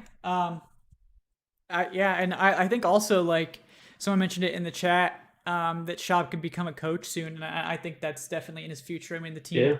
seemed to really respect his you know leadership ability and the things he was able to contribute on the sidelines. So, uh, I mean, we've seen it. Byron Leftwich. He. I don't know what he started off as, but he's an offensive coordinator, right, for the yeah, yeah. Buccaneers. So Hmm. And the Bears just jumped on 4th and 4 and gave the Saints a free first yeah, down. that was cool. Yeah, Very cool. yeah. They weren't going to run a play, you idiots. Oh, they're actually calling it full start in the Saints. Okay, my bad. My bad. Oh, I take okay. it. I Well, take it that's all what back. happens when we can't. I That's what take it all happens when back. me and Yeah. you can't hear the game. Right. Yeah. And I'm like watching it out of the corner of my eye while I try to read the chat. Um, Right. yeah.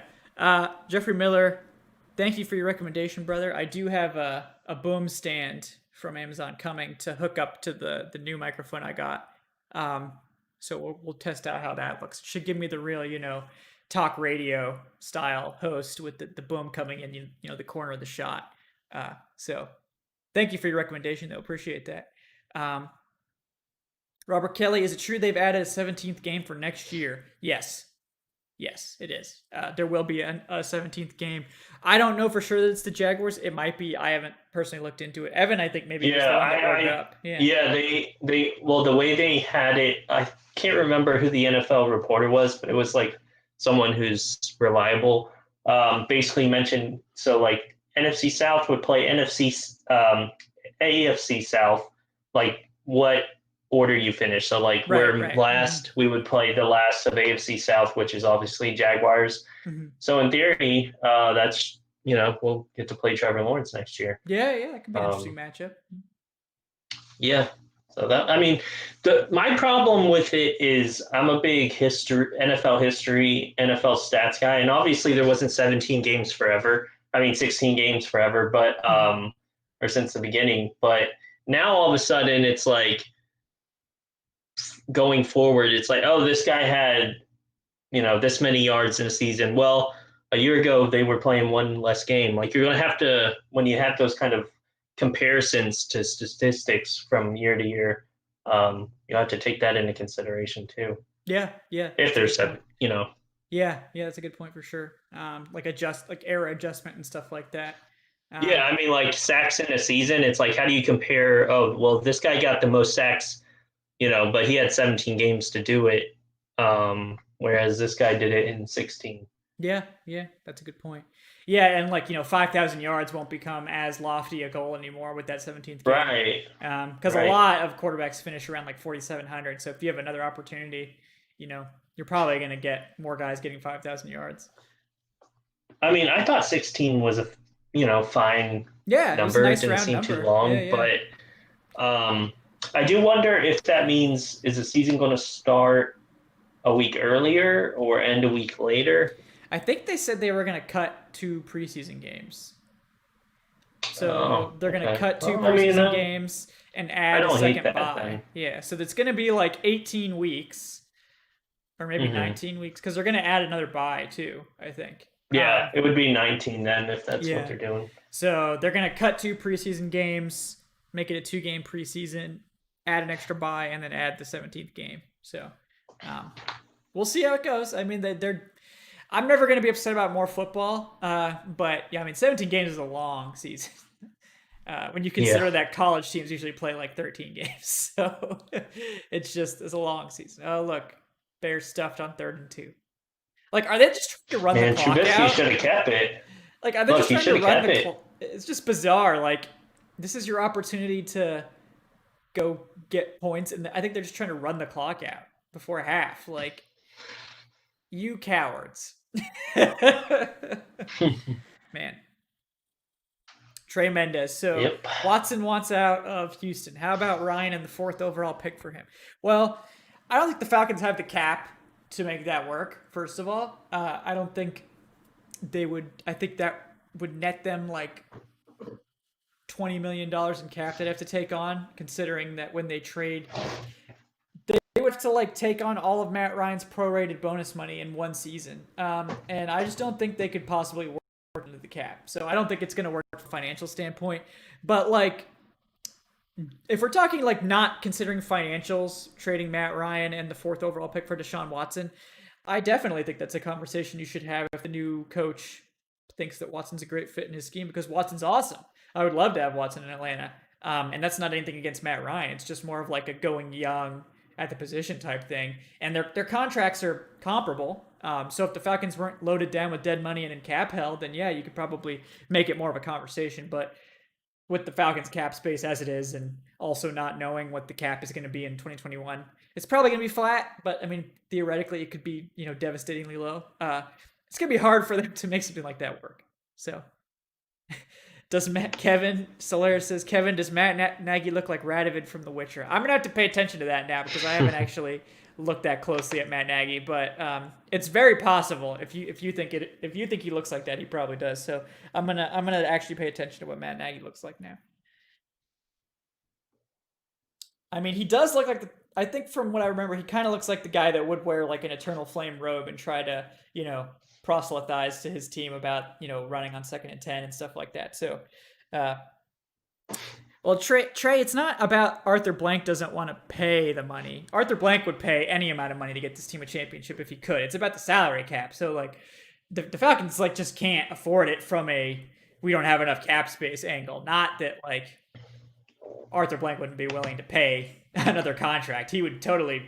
I mean, if there was no cap, I have no doubt Arthur Blank would be one of the top spenders in the NFL. Like I just he would. So uh, it's more like salary cap wise, we can't make it work. And maybe you could do something really creative, but I just kind of doubt it. Uh, but is it fun to talk about? Sure. I mean, I would love to see Deshaun Watson in Atlanta, and he was a Falcons fan growing up, so that's obviously cool. But just Unlikely. Unlikely to happen. So we got offsetting penalties on this punt. Also, the Bears are cowards. Doesn't take away from the fact that the Bears are cowards. George who stands with the $3. Thank you so much, brother, again for your support. Would you guys be interested in doing a fantasy football league next year? Also, no one's going to trade for Matt Ryan. I would think Matt's value on the free market is the same of it's about the same as Dak's, and I don't think any other team views Dak as a max value guy. I mean, if Matt Ryan was a free agent, I have no doubt that there would be teams bidding for his services just because that's what happens in the NFL. Same thing with Dak. Like, if the Cowboys don't re-sign Dak, you'll have no shortage of suitors because teams are willing to take a gamble on quarterbacks. They always are. But at this point, I don't think Matt Ryan's value is high because of the structure of the contract and because he's coming off, somewhat of a down year. So I think if you want to trade Matt Ryan, you have to trade him after a good year. Like, if you do draft a quarterback this year and you get the enemy or Arthur Smith or whatever, Brian Dayball, and Matt Ryan has an awesome season next year, then his trade value is probably going to be higher because if you trade him, in the 2022 offseason, the contract is actually reasonable for the team trading for him, and he's coming off a great year, so teams know that he still has, at least a few years of high-level play left in it. So that's when his team would actually, or that's when his value would actually be high enough for a trade to be worth it. And in terms of fantasy football league, yes, it is something I am already thinking about and putting into motion. So obviously, we probably make it like a patron benefit, right? So we probably run a league, probably 12 team, because that's generally what I play. So patrons would have first dibs, and then we would probably do some sort of like raffle or random selection where other people that are interested, can put their name in a hat, and we'll just randomly pick some folks. But yeah, I would love to do a Falcoholic Live Fantasy League. I think that would be a lot of fun. So we'll keep you updated on that. But you gotta be a patron for that. So if you guys are interested in that fantasy football league, hit us up on Patreon. The link is in the chat, is in the channel there. So good plug. But yes, someone did mention the Cowboys are interviewing Joe Witt as their defensive coordinator. Mm-hmm. And despite the Falcons' pass defense being awful, Joe Witt is a really good secondary coach. Like, AJ Terrell had a great rookie season. He made Isaiah Oliver from a laughingstock into like a solid slot corner, which I think he deserves props for that. So, I think Witt did some nice things in Atlanta, even though a lot of the defense as a whole was really bad. But I think Witt, definitely contributed a lot to the secondary. So, he's definitely better than Mike Nolan, if that's what you're asking. I still can't believe they hired Mike Nolan, but teams are allegedly going to interview and possibly hire Dan Quinn to be their defensive coordinator. So anything is possible in the NFL if you're connected enough. So, I feel like no one remembers what happens when Dan Quinn took over the defense in Atlanta. It was a disaster. So, if it were up to me, I probably would not go that route. But, to each their own. Maybe he probably just needs to go back to Seattle to rehabilitate his image and just get back with Pete Carroll. But it's not like Seattle's defense has been good either. So,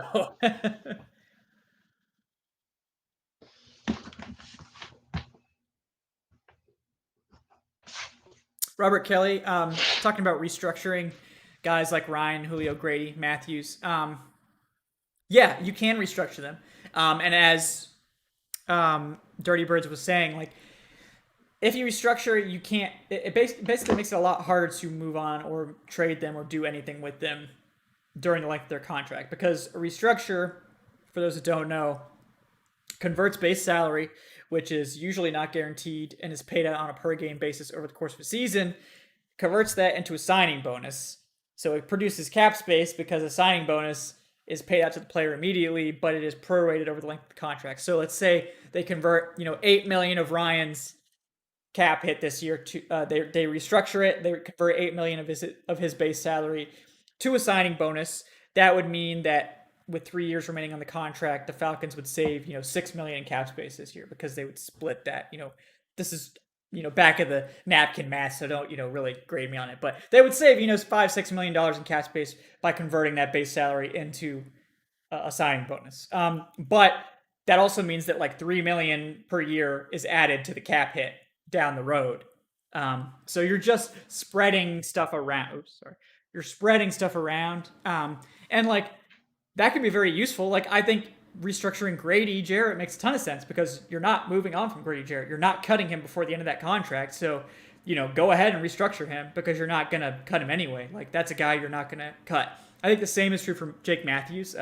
Like Jake Matthews is what, 29, something like that. So like he's got a few years left in his contract and you're not cutting him before the end of the deal. So go wild and restructure him as much as you want because you're not moving on from him. But Ryan and Julio, I think you probably want to lean away from those restructures because you might want the flexibility to do something else with those giant contracts, fair or not. So I do think that there's a few players you can restructure, and I think there's a few you probably want to stay away from. But it is an option for a new GM. There's more flexibility in Atlanta than a lot of internet prognosticators realize.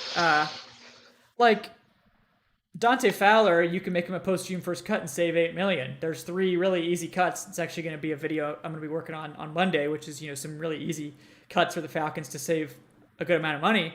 They can free up like 12 to 16 million with just a few easy cuts. And if the cap is flat, that's more than enough to get them under the cap and also give them a little bit of breathing room to sign their draft class and make a few small signings.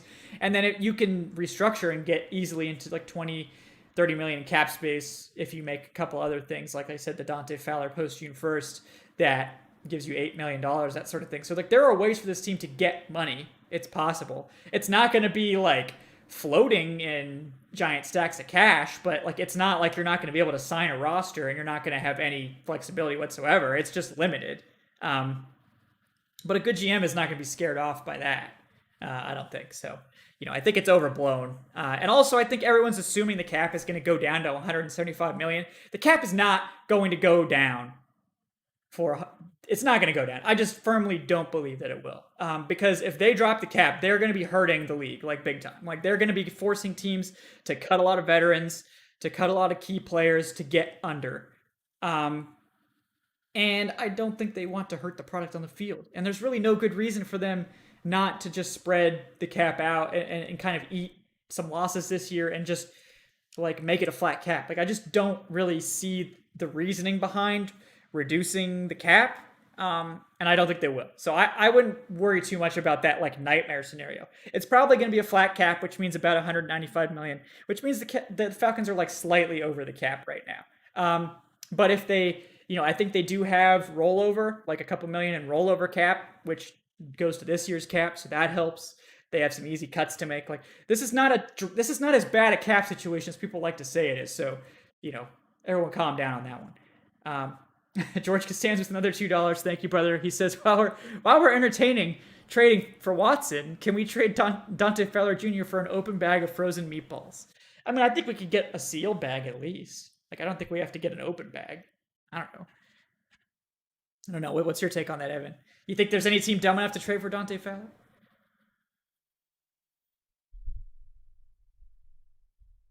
Can't hear you, bro.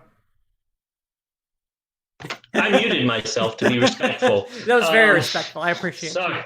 Yeah. Sorry. But what I was saying was, I think he would be better suited in a lineup such as the Rams, where he doesn't have to be the main pass rusher. Mm-hmm. Atlanta should have known that he's just not that guy. I was hard on the signing when it happened, and I wanted to be wrong because I wanted us to finally have like a good pass rusher, which it seems like is a yearly thing. Right. But with us, he's just not that guy. If he was on like the Rams or, maybe Washington, I think he would be, probably like a 6 sack guy, maybe 7. But with us, he's just not. Will anybody want to trade for him? Probably not. That contract is awful for the production he gave us. So to answer your question, I don't think so. I think you'll have to ask Kevin about, how cutting him would factor, because that's probably the most realistic route that's going to go. So, yeah. I mean, Yeah, you can cut him post June 1st and save $8 million.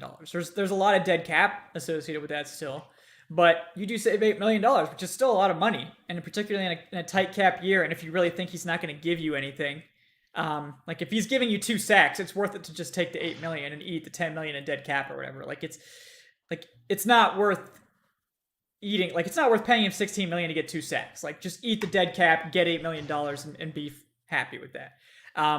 So yeah, I think if the new coaching staff doesn't think he's going to bounce back, then they're going to cut him as post June 1st. If they, I mean, the problem with that, right, is that if the team cuts Fowler and cuts Alan Bailey, who are, Alan Bailey's probably one of the easiest cap savings cuts. They save 4.5 million by cutting Bailey, and he doesn't even really play edge, but he's listed as an edge for them. They have no edge under contract at all for 2021. Now, Jacob Tuati-Mariner will be back. He's an exclusive rights free agent. They'll probably re-sign someone like Steven Means. They're probably going to draft 1 to 2 guys in the draft as well. So, like, it's not like they have no one to edge, but, like, without Dante Fowler, it's, like, they're really going to have a hard time getting, like, if you're looking for someone to be, like, a high-end edge starter for you and you want to gamble, like, your best gamble is probably just hoping that Dante Fowler turns it on next year. At least he's done it in the past. And then drafting, someone like on day 2 of the draft, or like trading down and getting like Gregory Rousseau and just hoping that pays off really quick. But yeah, I mean, the team is really not going to be good at edge next year. Like they're going to really have to hope that those draft picks hit, or that they're able to find like a diamond in the rough in free agency or something like that. Because it's pretty dire. It's dire out there. Yeah. It's not great. It's not a great situation. Nope. Definitely not. This is a long halftime. It is. Well, they're like, this game's so terrible. We just have to like run as many commercials as we can because people are gonna be turning it off. I know. Well, I mean, this is kind of cool. On Nickelodeon, they're showing like little Minecraft-looking characters as the instant replay for Michael Thomas's touchdown. That's funny. It's kind of neat, I guess. Yeah. Viral Graph 56 asks, do we like Zach Wilson or Justin Fields more? To me, it's pretty clearly Justin Fields. Like, I know he had some bad games towards the end of the year. I just think Fields is a better prospect. Like, Zach Wilson had a great season. Don't get me wrong. Like, I think he has definitely cemented himself as like a first round worthy quarterback, top 10 type of player. At the same time, I think that Justin Fields is physically, you're getting a lot more from Justin Fields. Like, athletically, you're getting a lot more from Justin Fields. So I think those are the type of traits you really lean towards at the top, because we've seen Justin Fields play at a really high level as a passer. He certainly has some weaknesses, as does Zach Wilson, but I think you go for the physicality, the size, the athleticism of a Justin Fields over a Zach Wilson if you have the choice. Now, if you want to talk like Zach Wilson versus Trey Lance, I think that's a lot more interesting, because then it's like you have Trey Lance, who has one good season to his name, played at a lesser level of competition, versus a guy like Zach Wilson, who played this year and had the best season of his career. That's a little bit more interesting. But I don't know if you have any quarterback takes, Evan. I mean, I'm in the rare group that's fine with trading to collect more picks, or going defense, but just because I think Ryan could still be feasible for years. But I understand it. Fields would probably be my pick. I don't know. I think he just brings more to the table, and you see how the NFL is getting more into where quarterbacks. I mean, the best teams' quarterbacks are the ones that can move around, get out of the pocket. Yeah. That's such a factor to adding to the quarterback position. Being able to pocket collapses, okay, well, you can extend the play. Some teams can't do that. I mean, the Peyton Manning played in the perfect time, because if he was playing today, he wasn't going to be able to just scramble out. Right. Wasn't Yeah, that type of quarterback. yeah, and like Zach Wilson certainly can't. Like Zach Wilson's really good throwing on the move. He's athletic enough to run those boots. He's got a lot of rushing touchdowns this year. Like he's very capable of those quarterback sneaks and stuff like that. But like in terms of like rushing talent overall, he's nowhere near like a Justin Fields or a Trey Lance in terms of like athletic talent. But he's good enough, certainly. Like he can run those more mobile things. He would be fine in that sort of system. Um, but yeah, so it just depends on what you want. And also, like, I think if you're looking for an immediate starter, you're probably leaning towards Zach Wilson over a Trey Lance because, Trey Lance, the jumping competition is going to be big. I think he needs a year at least. But for the Falcons, you're not trying to start him immediately. So, like, to me, that's why I lean a little bit more towards Trey Lance because I think the upside is higher. But it really just depends on your particular preferences at quarterback. I think all four guys are worthy of that number 4 pick. I know a lot of folks aren't quite as high on Trey Lance as I am. I just really like Trey Lance. I think he's a special player. And I think if you give him a year to learn and you have a quality staff to teach him, like I think that he's very capable of being a really high end starter. He's certainly a little bit more risky than Zach Wilson, but I'm into it. But I know people are asking, like, what's the chances Fields falls to 4? Not great. I mean, not great. Like,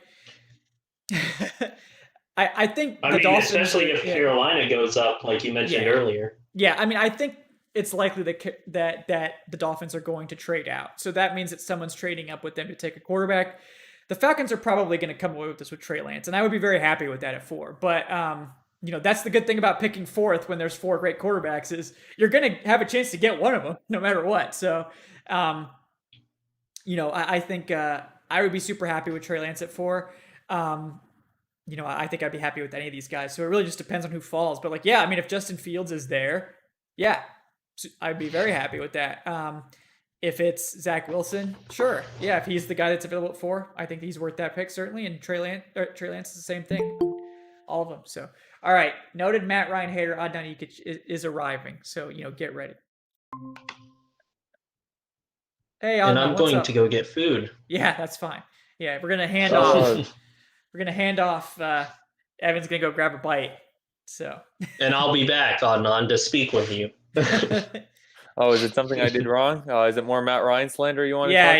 Yeah, I gotta. No, I want to hear some SpongeBob talk. The Nickelodeon game is happening. Oh, when they kick field goals, they have SpongeBob up on the screen. So I'm gonna be looking forward to that. Guys, I know it's probably already been said. If you're not watching this game on Nickelodeon, you're not doing it right. You should. Yeah, it's ridiculous, man. I mean, like, Drew Brees looks sad. Oh my God! Like this is Nickelodeon is the place to be right now. Nickelodeon with the God tier NFL coverage. I mean, I'm here for this. I'm definitely here for this. I'm telling you, if the NFL made games, oh my God, what a catch by Allen Robinson! Yeah, oh my goodness, nice. He's a top hot take, guys. He's a top 10 wide receiver in the NFL. Yeah, he is. Like in my humble opinion, that is such a good catch. I do not think there's 10 receivers better than Allen Robinson in the NFL. Yeah, he's just forced to play with the Bears. Yeah, and with he's forced to play with the Bears and with Blake Bortles before when he was a Pro Bowler. Yeah, he made Blake Bortles look like a god. But man, it's yeah, I think if they made every single game on Nickelodeon, then the ratings would tank for like Fox and CBS and all these other channels. Like, no wonder they don't. Yep, no wonder they don't, because Nickelodeon knows how to have a good time. Sorry, guys. I see I missed the riveting 7-3 scoreline in the first half. Oh, yeah. Dirty Bird wants to know who's this child and where's Adnan. So clearly the facial hair has disappeared. Yes. Now, I have an explanation behind that. So that was a tank beard going on. Okay. So I started growing that out right as the Falcons started losing. So now that I want the Falcons to win again in the offseason, now the beard and I have parted ways. I see. Yeah, that makes sense. And Mitch just got clotheslined. I guess they're not going to call that. If it was Drew Brees, then the defender would. Oh yeah, he'd be ejected. Yeah, he'd be tried for war crimes in The Hague. Seems like pretty clearly he got his face. I mean, that's like an obvious face mask. Oh my God, I can't believe they didn't call That's pathetic, man. Come on, Mitch. He clearly grabbed his face mask. Wow. That's Well, not I'll be fantastic. back, gentlemen. Okay. Yep. Yep. See you soon. Yeah, that's not ideal that the Bears got to the 35-yard line and then now they're gonna have to punt. I assume. Oh, there's a flag. There's a flag. They're gonna lose more yards. I mean, Anything is either possible. way. I mean, did you see that play they overturned earlier? I can't remember what the play is now. This game's so boring. I saw the interception they overturned, and that was legitimate. Egregious. Yeah. I don't know what was worse, that or the Cole Kmet Oh yeah, taunting personal penalty. foul. Yeah, giving the ball to the ref. Yeah, then you have all the Saints fans defending it on Twitter. Yeah. Oh, No. the refs hate the Saints, so they can't call anything for Yes. the Saints. Like, bro, get out of here. The refs Yep. have been calling plays for the Saints for like the past decade. Yep. I mean, they so desperately want New Orleans in the Super Bowl. It's pretty sad. Yeah. No, I think it's another personal foul on both teams. Oh, okay. Well, interesting. Does the play get? Did they play it again? I think so. If it's offsetting, I don't know. I certainly can't. But I think it's a dead ball foul.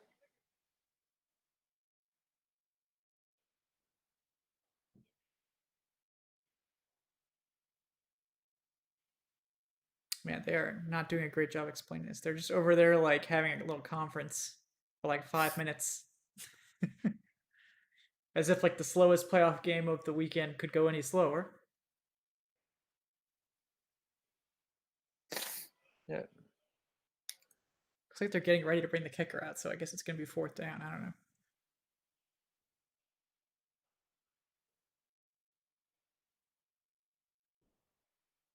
They've ejected Anthony Miller. Yeah.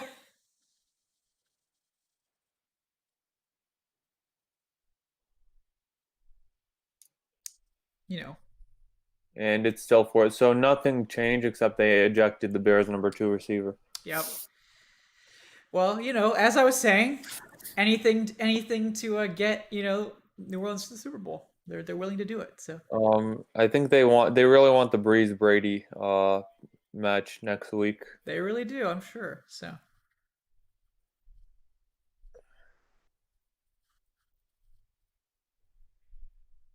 yeah, it's Yeah, it's I remember that from that other game. Wims went up and grabbed his chain and punched him in the face. Oh, that was awesome. I remember that from that other game. He just swiped it and then punched. Yeah, the guy didn't even know what was going on. Yeah, Chauncey Gardner-Johnson, I think. Yeah. Oh man, it's not a great pun at all.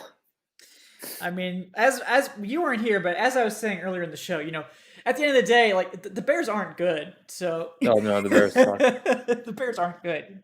They needed a epic comeback from Nick Foles to beat the Falcons. So that really tells you everything you need to know. Yeah, no, the Bears aren't good at all, and they're missing Roquan Smith, but the defense is playing pretty well. So yeah. I mean, the Saints, the offense is not good enough for the playoffs. They're just not. They're not going to be able to keep up with real offenses in the playoffs. They're just not. So whether it's next week or against the Packers, it's just yeah, it's looks like it's going to be the end of the line. Or I hope it'll be the end of the line this week, but maybe even next week for them. Yeah. Man, but gotta give it to Mitch Trubisky. He came in and he saved that season in the end. He did, man. He tanked that draft pick. They were picking in the top 10 at one point. Yeah, I mean, hey, that's smart on his part. He's not gonna his replacement isn't gonna be there. Yeah. I mean, Mitch knows they're gonna have to stick with him next year. Oh yeah, they don't have a choice. So Maserati Mitch. Maserati Mitch. Jesus Christ. Yeah, it's I'm not gonna lie. I know it would have been a nice story for the Washington football team to win, to beat the Bucks last night. But had they won, then the Saints would be playing Washington next week.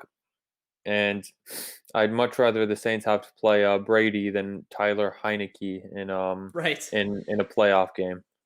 I don't know. I feel like Washington probably could beat the Saints. Heineke was playing out of his mind, man. That was I crazy. mean, he was, Uh, but yeah, that's still not great, but yeah. Yeah, this has been a wild playoff weekend. Hey, at least that Titans Ravens game was great. That was a fun one. Who would have thought that Derrick Henry would go for like 40 That was a yards in weird that one? game. Yeah, obviously Arthur Smith just trying to make sure teams, don't. The Falcons basically told Arthur Smith to call Dirk Cutter and get some tips, before the game. Dirk Of Cutter course. told him exactly what to do, just to make sure that Arthur Smith's tanked his stock just enough to end up in Atlanta. So this is very four-dimensional chess from the Falcons there. Yeah, I very much hope that that 4th and 2 call was Mike Vrabel and not Arthur Smith saying let's punt it away. Which I just assume that the defensive coach will be more conservative. Yeah, yeah.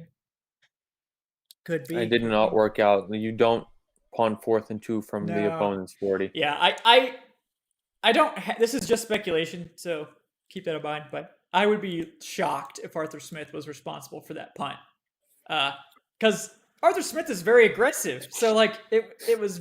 I seriously doubt he would have agreed to that punt. Like I don't think he called that play. I guess is what I'm trying to Yeah. say.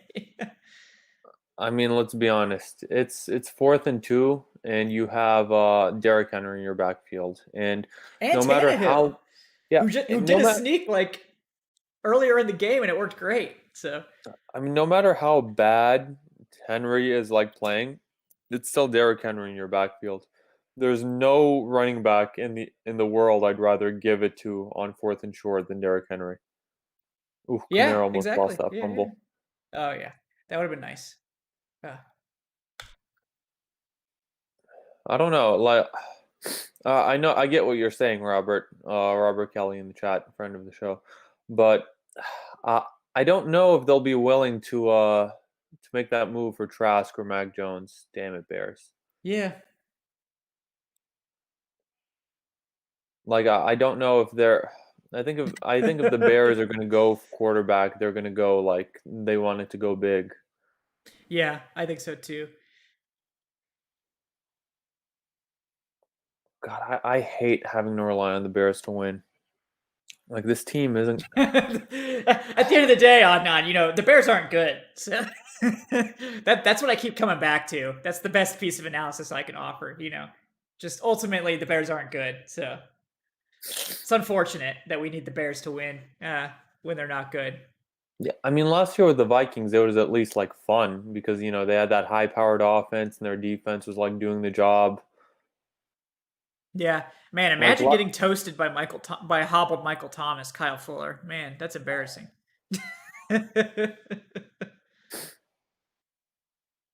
Oof, that's rough, brother.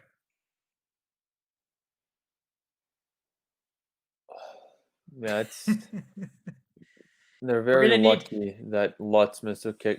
Will Lutz isn't like Young Wei Koo he's would never. Okay. yeah. I mean, he would. Well, Lutz missed 5 kicks this year Yeah. or 5 field goals. Yeah.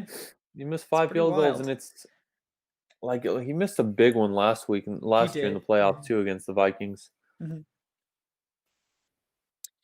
Yeah, it's been a weird season for kickers. Like Justin Tucker didn't play well and still got in the Pro Bowl over Young Wei Koo. Uh, you No, know, that's just name recognition right yeah. there. I mean, that's what the Pro Bowl is, for being honest. In case you guys don't know how the Pro Bowl works, that's No, how it All works. Pro. He Yeah. was a second team All. Who was a Pro Bowler, but Yeah, but yeah. Oh, that's right. Yeah. No, I thought Koo was an All Pro, but no, Koo was a Pro Bowler, and he wasn't an All Pro. oh, Saunders okay. out of Miami and Tucker were All Pros. It's Ridley. Ridley Yeah, Ridley wasn't a was, Pro Bowler, and he was a second team and he All was an Pro. All Pro. Yeah, that's just an embarrassment, man. How do you be a second team All Pro and not make the Pro Bowl? That's just ridiculous. The popularity contest. It is. Oh Well, yeah, I remember a few years ago when Mitch Trubisky made it and Matt Ryan didn't in that well, amazing 2018 season. Yes. Well, we have to clarify that Matt Ryan was offered the spot and declined because he didn't want to go to the Pro Bowl. So Matt Ryan technically was offered the spot over Mitch Trubisky. Yeah, for but the that's record. still like it still doesn't Yeah. go into his record as a Pro No, Bowler it that doesn't. year. So it's like he should have just like accepted and then declined later or something. Yeah, that for some reason does get looked at when it Yes, comes the to Pro Hall of Fame Bowl. voting. Yeah, the Pro Bowl's a joke. I mean, so we really shouldn't put much stock in it, but we do. So we just have to for some reason. I don't know.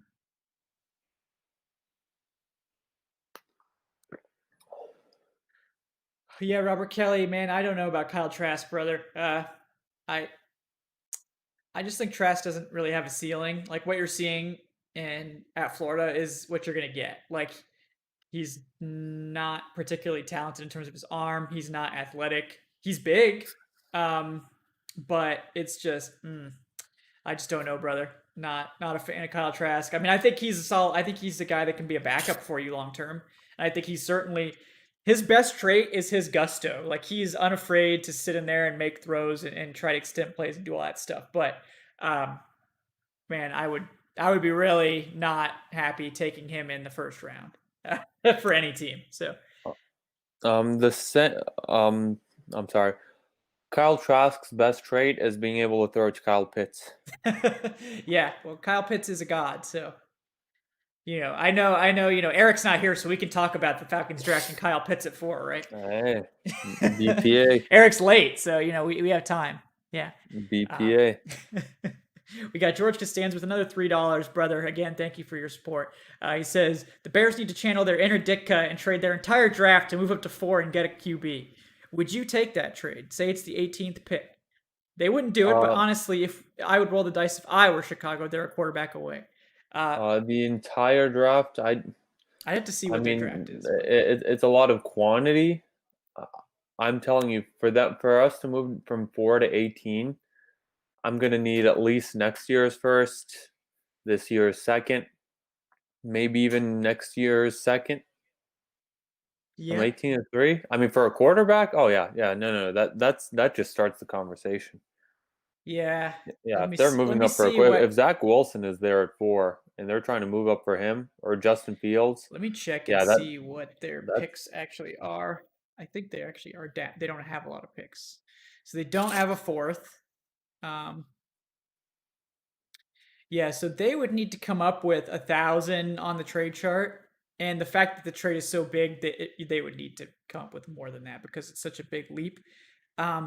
Their current draft capital is valued at 1,461. So, like in theory, it's worth more than the pick. But like I said, those types of massive trades you have to add to the generic trade value. So, like, I think the Falcons would probably ask for the first, second, third, and 5th. And they'd probably ask for like next year's second or third as well. And like I'd be down. Like if they don't want to take a quarterback, okay, yeah, I'd be down. Like, I mean, you could do a lot with an extra second and third, and with that extra 5th too. Like they would have 4 5ths at that point. You could package those 5ths to get another day 2 pick as well, like easily. Like you could probably get multiple day 2 picks with those 5ths. So, it's that's definitely something I would consider. It's not going to happen, as you mentioned, but would I consider it? Yeah. Yeah, I need at least the first next year. Oh, here comes a big 4th down with Taysom Hill. Okay, Taysom Hill. Here we go. Oh no! Oh my God! This is the call of the game right now. I think the Bears jumped. Jesus. Well, yep. 4th and 3, and they jumped. Odd and on, as I've often said, the Bears aren't good. Oh my God! It's a difference between being good and being bad and being dumb. Yeah. Oh, yeah. Eddie Jackson, what are you doing? He has been toasted in this game. Oh my goodness, man! Like the guy wasn't even finished with his motion and he jumped. Oh my goodness. Well, when the Saints score a touchdown here, that's going to be the guy to look at. Yeah. Michael Waldrop says I wouldn't want to go as low in the draft as 18. I mean, I agree with you. Like they would have to make a ridiculous offer for a team. Yeah, that's why I need at least next year's first. Yeah, probably they would have and to this do year's that. second and more. More. Yeah, I mean next year's first, this year's second, this year's third. And then yeah, so 2 firsts, two like a second and a third. Probably make that work. Because I don't think the Bears are going to be particularly good next year either. So that'll probably be like a mid-round pick, like a mid-first rounder. So that's always nice. And there's always the chance that they just fall apart. Yeah, like the Texans this year. Right, exactly. Like the Dolphins got to be like so happy with that trade. Oh, it must have been so fun. They played the shit out of them. It must have been so fun being a Dolphins fan this year. Like they were competitive, and at the same time, wow. God, I fucking hate the Saints. I hate the Saints. And at the end of the day, what do we say? Bears aren't good.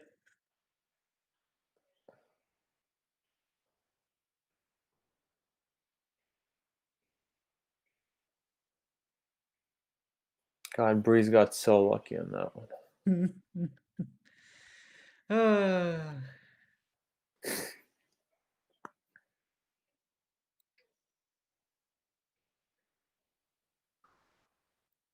That's on Eddie Jackson right there. That entire touchdown. If they're going to convert fourth down, at least make them convert it.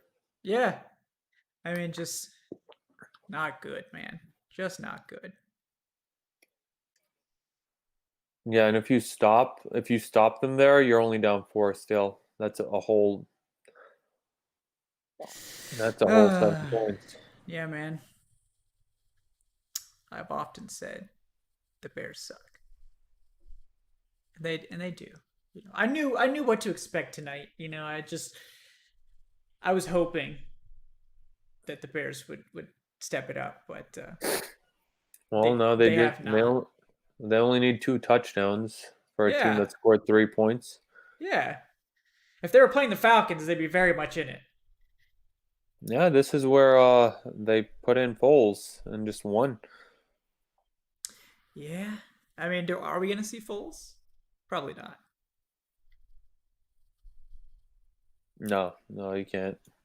Not the playoffs. You have to ride with the Truth Bisky, So, Solera asks, Kevin, what are your thoughts on the Seahawks game yesterday? That was weird. It was a weird game. The Rams just owned them up front. I mean, the Rams were just really good on defense. I was impressed, certainly, with how they performed there.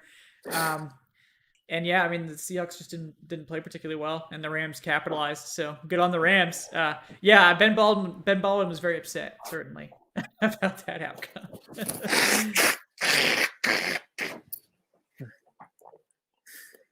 All right. I gotta say, Russell Wilson. I don't know, man. I don't know about. He was started the year so crazy, man. Started out so great. Yeah. Russell Wilson, though.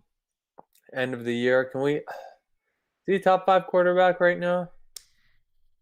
I don't know. If you count the beginning of the year, yes. If you're counting like the last 5 games he's played, no. So, moving forward, we know that there's Mahomes, there's Rodgers, of course. Yeah. I mean, I think he's certainly in the conversation. I mean, the top 5 is kind of fluid with how many good quarterbacks we have right now. So, I mean, he's certainly in the conversation. Yeah, I mean, I think he's back end top. I don't think he's like number 2, like some Seahawks were saying at the beginning of the year, or like even number 1. Yeah, he's not better than Mahomes. He's not better than Rodgers. But then he enters that conversation in that second tier. Call me crazy. I take Josh Allen over him. Yeah, I mean, at this point, I think it's a little crazy, but I respect the balls. Hey, I respect the balls. Yeah, that's a take. I would. Yeah, it is a hot take. I don't know about Lamar. Yeah, I mean, I really like Lamar. The receiver talent in Baltimore is pretty suspect. I don't think that helps them at all.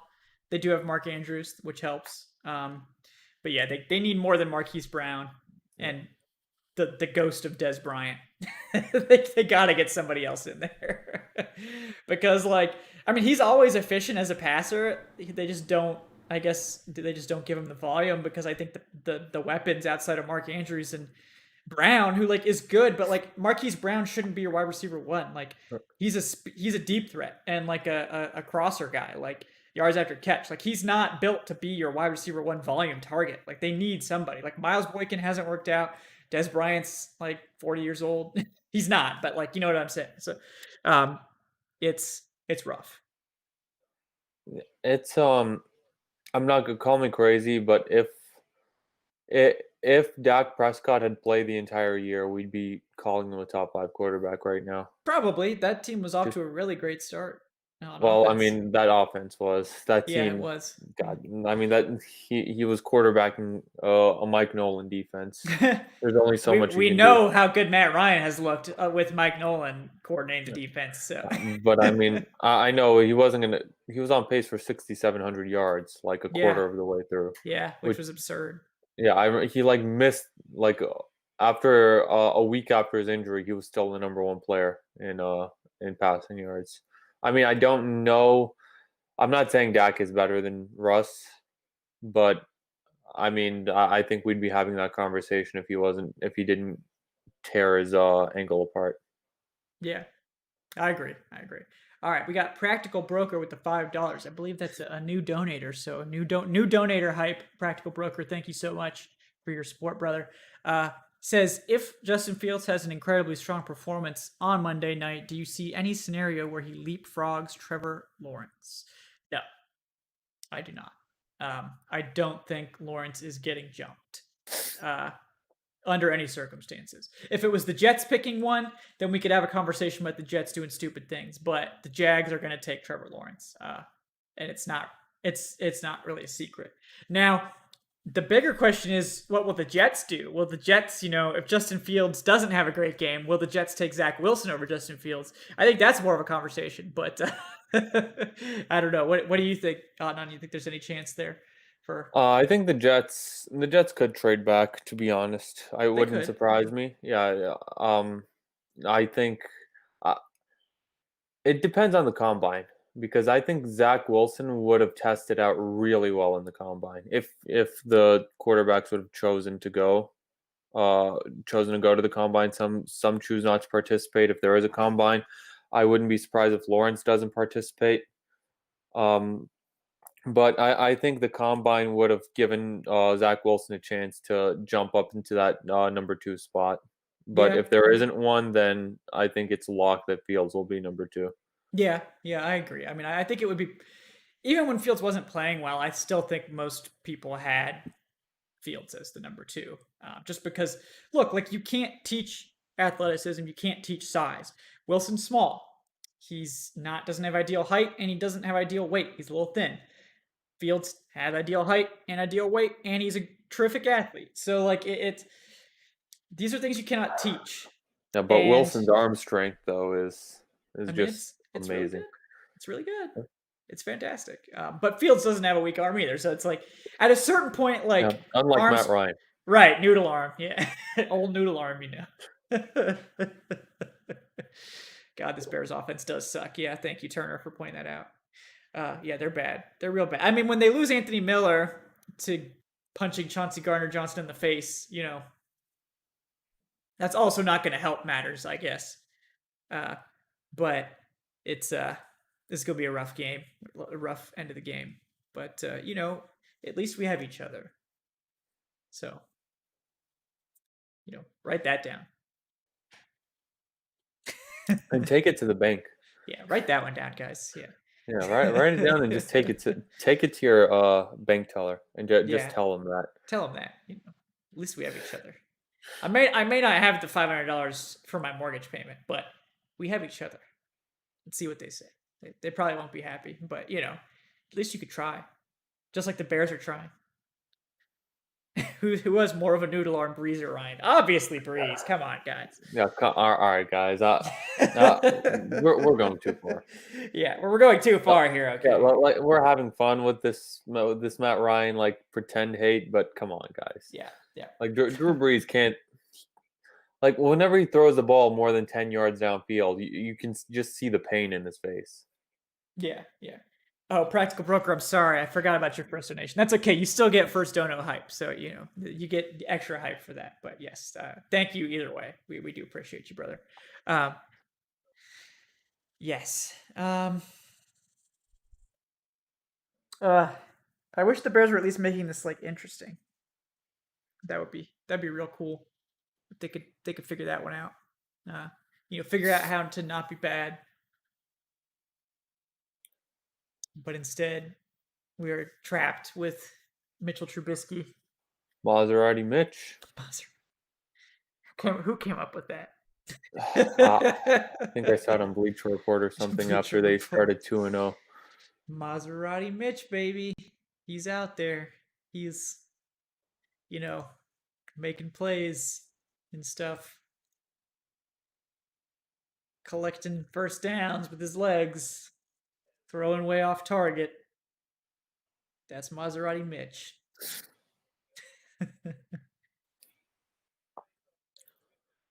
Man, how lucky did the Steelers get? Yeah. Very, very, very.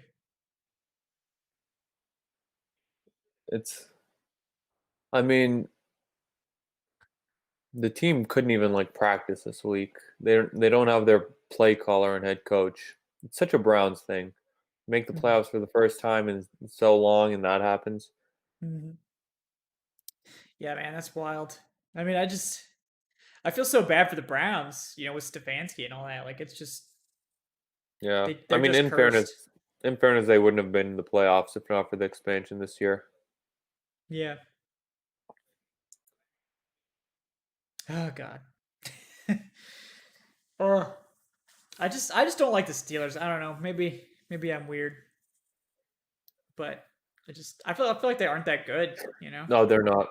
They're not. They're incredibly overrated. They had that incredibly overrated start to the season. Yeah. Like Big Ben isn't what he used to be. Their run game is non-existent pretty much.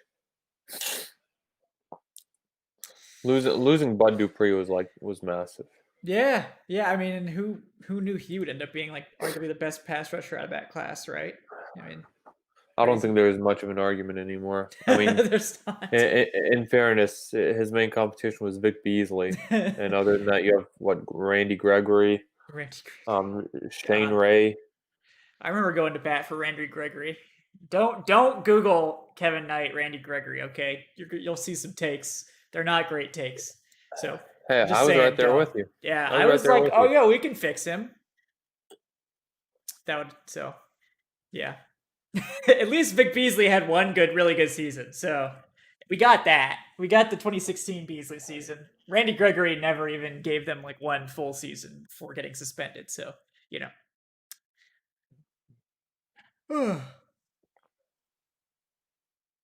Yeah, I mean, Kevin Wood, like, I still think the Browns win tonight. I agree. Like, I don't think the Steelers are good. So,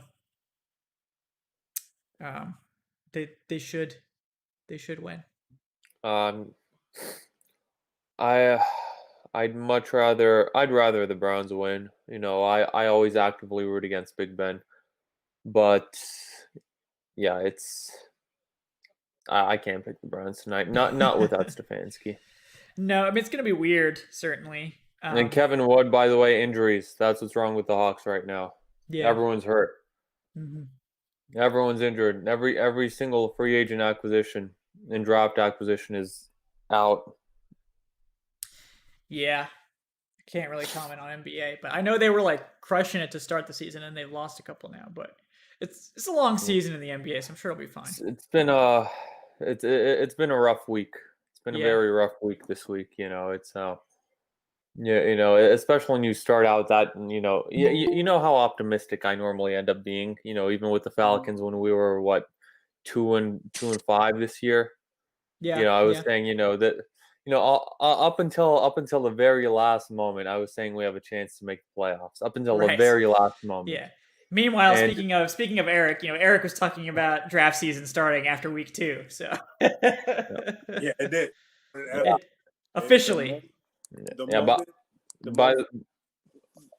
ahead. the moment Dallas made the game-winning field goal, that's when draft season started. Yeah, that onside kick. Yeah. And by the way, Michael Waldrop, no, Bogdan's not healthy. He fractured his knee, so he's going to be out for 2 months at least. Jeez. Bogdanovich. We're talking some Hawks. Talking Hawks because you got tired of talking about the Bears, right? The Bears I've exhausted my Bears takes. We've said the Bears aren't good about 20 times. I don't really have any other Bears takes. Oh, they are dreadful. I can't believe I actually, just thought to myself for a moment, like, hey, they can do this. Then it's Trubisky and it's the receivers that are dropping balls and getting ejected. I'm like, man, this is why are y'all in the playoffs? Right. Seriously. Yeah. What do you do? I mean, they shouldn't be. They're not good. So I mean, in fairness, if they weren't, the Saints would have a bye week. Yeah. That's true. That's true. I'd rather than play the Bears and have to play. So man, we're the reason they're in the playoffs. Like us blowing that game in week 3 is the reason. But I don't also think top 5 pick, so Yeah, I mean, I don't think Rondo's also hurt. He's played in 2 games. I do not think that the Kyler Murray-less Cardinals would be faring any better. Right. I beg to differ there. I would be more willing to depend on Kyler and DeAndre and Larry Fitzgerald. Right. At least they have a competent offense. Right. Than Mitch Trubisky and Javon Wims. Like I don't want to depend on those guys. I mean, Kyler would have been playing on like one leg though. That's true. I mean, it wouldn't have been great, honestly, but I just thought it would have been. I mean, at least Arizona would have been able to open up the offense a little bit more. Right. It's so stagnant that it's hard to watch sometimes, and just that end of the half. Because I was on the road. I was watching the game. That end of the first half sequence, 3 straight runs. When you got a minute and a half and 2 timeouts left, like that told me right there. Yeah. Come on, guys. Yeah, it's like Cliff Kingsbury. Honestly, like I don't know. I don't know about him. Like I believe in Cliff. I think they just this year for them was as I mentioned. Kyler got hurt late, and I think their offense hit a snag a little bit. But these are growing pains that a young team will go through. I think they'll be fine. They were still in the playoff hunt in week 17. So yeah. All they had to do was win, and they would have been in the playoffs. So I think they'll be fine. I think they'll be a playoff team next year. Yeah, you're right. I mean, they probably will be. Like, it's not like they were bad, but yeah, they just went through some stretches where they were just so like meh. So hopefully they'll be better. Did you how highly did you feel about them after they beat Buffalo? I mean, I was pretty hyped. Like, I think early, like about halfway through the year, like I think they were like a really trendy, playoff pick. Like they were playing really well, and then they just kind of like stopped doing that. Yeah.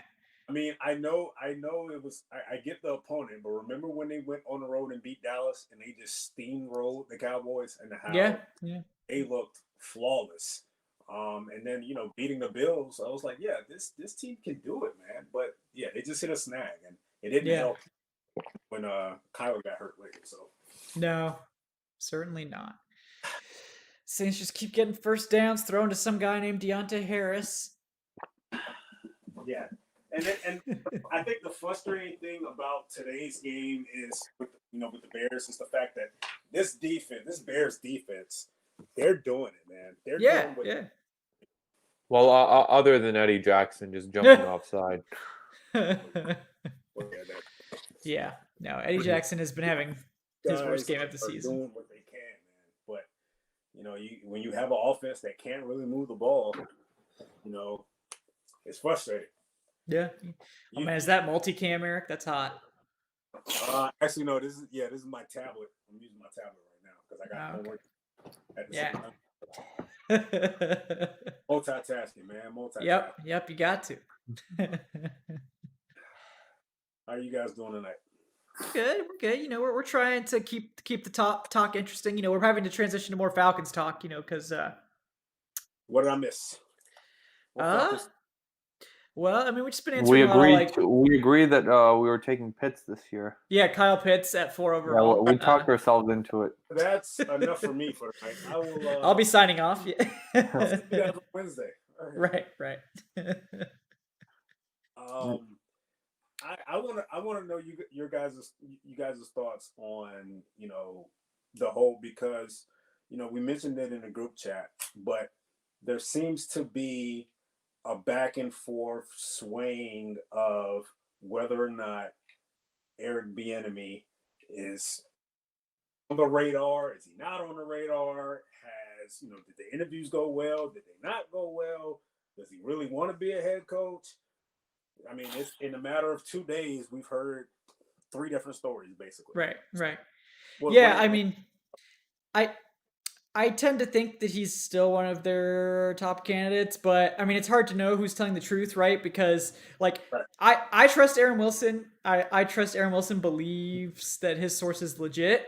Now, could the source have lied to him? Sure, sources lie. It happens. But I also believe that the team has every incentive to lie about someone leaking that Bieniemy didn't have a good interview, because it makes them look really bad. So, it's kind of a he said, she said thing. So at this point, I'm kind of logging it as well, maybe Bieniemy didn't interview well, but maybe he interviewed just fine. So I'm just not really going to change my opinion of him one way or the other.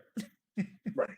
I think that ESPN Plus report more so added weight to the Aaron Wilson podcast, because ESPN on an ESPN Plus article, they said that maybe his interviews weren't he's not the strongest candidate at the moment.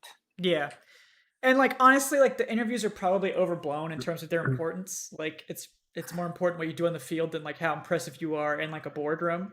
It matters more how you communicate to the players, how you call plays, and all those things. But teams put a ton of stock in interviews, and they don't always make the best decisions with who they hire. But that's just how it is. So I know you guys, like I said, we talked about it earlier. So the recent report that came out today was about Florio basically saying that reportedly Bieniemy is even questioning whether he wants a head coaching job now. So again, it's been a sway over the past 2 days of he's had it literally went from he had a bad interview to he's arguably a top candidate to now he probably doesn't even want to leave Kansas City. So it's kind of hard to gauge what is what at this point.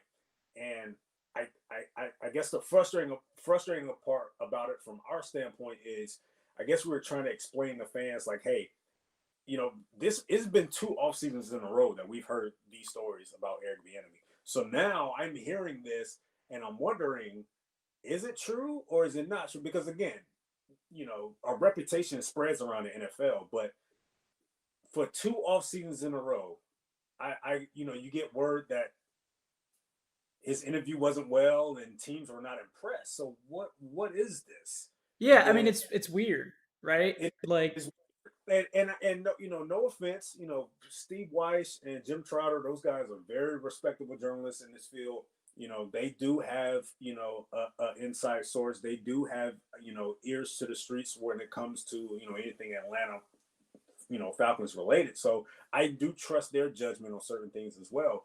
But to see how they came out with it and say, hey, this guy's still a top candidate, the stories you hear are not true, and then the very next day it's Florio saying, well, Bieniemy may not even want to leave Kansas City. So I'm looking at it okay, what is it, guys? I mean, it's again, it's hard to gauge everything right now. That's why I feel it's best that we all just kind of take a step back and just see what happens. Yeah. I mean, that's probably what it is. I'm sure that Weichi and Trotter are telling the truth. This is what they believe, and this is what the team told them. I also know the team would not tell them the truth, no matter what. They would tell them that the Falcons did not say that, no matter what. So that I don't know, because Weiss does have ties to the organization. He does. And Weiss was first to say that blank was really pushing the notion of hiring an African American coach, and he put that out there very early, and I believe that. And that apparently, you just look at the list of guys that has been true apparently. So, Mhm. I don't know. Is he the top candidate now? It's hard to say he's not, and I don't want fans to look at it and say, "Well, you don't want him to be head." I'm not saying I don't want him to be head coach, but it's kind of hard to look at all of these and say, "Man, he's number one on their radar Yeah. right now." That's so true. Don't believe anything else. Like it's just. Yeah. Let's I mean, I just, agree. Yeah. yeah. Did you have a take on that, Adnan? I think it depends on what job he can get, but just the reports, that's just a he said she said right now. Like, it's who you're more inclined to believe. It's it's all just a guessing game from our perspective, because all we can do as a blog is aggregate and report on what we hear, like the Aaron Wilson stuff. But just it depends on what job he can get, with in regard to the enemy. But I think it would be a mistake to just sit and wait and just be like, no, I don't want a job, so I'm just gonna wait another year, 2 years, 3 years, down the line, But to wait to throw my hat in the ring as a head coach. my Because go ahead. I'm sorry. I'm just gonna say, just because things can change so quick in the NFL. Like, I'm not saying that this is gonna happen, but remember a few years ago, 2017, Marquand Manuel was being talked about as the next hot young head coaching candidate. Mm-hmm. A year later, he was fired as a scapegoat for Dan Quinn. So you just never know in the NFL. Like Josh McDaniels, when he reneged on that Colts offer, Mm-hmm. was one of the hottest young candidates. And then of course he did it to himself, and I'm sure a lot of teams will blacklist him moving forward. But Josh McDaniels doesn't really look like a fantastic head coaching candidate, or as fantastic as he was without Tom Brady on his team anymore. Right. So the one hearing what Florio reported, the first thing that came to my mind is, okay, if Andy Reid has been saying for 2 or 3 years, Bieniemy is ready, Bieniemy is ready, why would Bieniemy turn around and say, I don't want a job?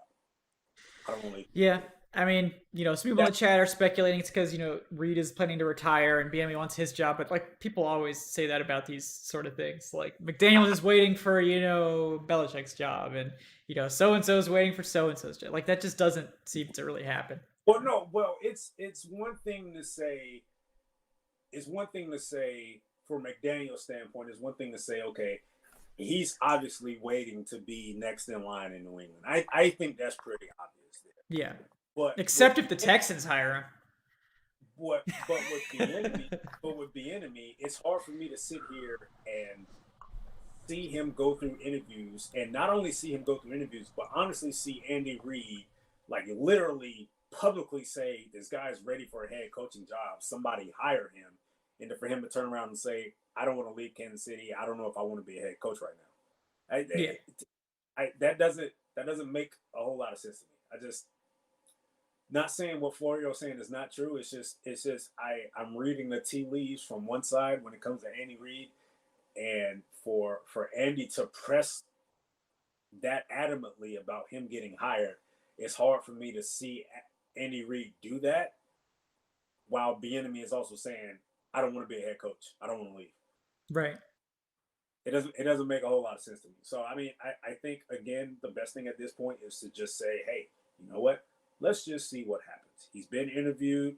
We can't really do anything anyway until, he's done. The postseason is done. I will say this, though. If what Steve Weiss and Trotter are saying, then make the hire. Right. Like, why are you waiting if he's that impressive? Like, if what they're saying is true, make the hire then. Like, why are we? Don't even wait until just make the hire, but make it effective once the Chiefs postseason concludes. Mm-hmm. Just if he's that high on their list, what's the point of even interviewing anybody else? To be honest. Yeah, yeah. I agree. Like I do think they want Arthur Smith, and that's why a hire hasn't been made. And that is Really? also what Aaron. Yes, I think they want Arthur Smith. That's what Aaron Wilson said on his show. He heard that the Falcons want Smith. Like I'm not like I really like Arthur Smith, so that doesn't bother me. But like I also think Bieniemy is arguably the top candidate, and they haven't hired him. So like if he was really that impressive, why didn't I mean? Like there was no guarantee that Arthur Smith was going to be available this week. They may have had to wait, another week, another 2 weeks even. So Okay, well, I'll put it to you this way: if Arthur Smith is not hired by Friday, he's not their top candidate. probably not, no. But like I assume they're going to interview Smith, and they're either going to hire him or not. Like if he's their guy, like people think like the first time they talk to these candidates is when they interview them. It's not true. Like they've been talking to these guys probably for months. Like The second interview is what you look for. yeah, yeah. And yeah. So I mean, I there's been smoke around the Arthur Smith thing for a while, and also Rick Smith. I think Terry Fontenot has picked up steam in terms of the general manager this week, but I'd still be pretty surprised if it wasn't Rick Smith, honestly. The rat. I love that bit, by the way. That's pretty great. So keep doing that for sure. Yeah, man. Something's not right, man. Something's not right. Yep. Never even heard of this guy. Never even heard of this guy. Yep. All of a sudden, he's a hot GM candidate for the Falcons? I don't know, man. I don't know. I don't know, man. I don't know. But yeah, I mean, this week is going to tell us a lot about yeah who's the leader of the pack as at the head coaching spot and who's not. If it is Arthur Smith, if he is the number one guy, then what you'll probably see this week somehow, some way, you'll see a report that he will have a second interview. Right. If you don't see that report this week, to me, he's not the top guy. Right. Well, I mean, they haven't even interviewed him the first time yet because he wasn't able to interview last week. No, because he wasn't able to interview. They were only able to interview people that weren't in the playoffs or weren't playing. So like they were able to interview Bieniemy because he was on a bye. They were able to interview Joe Brady and these guys because they weren't playing.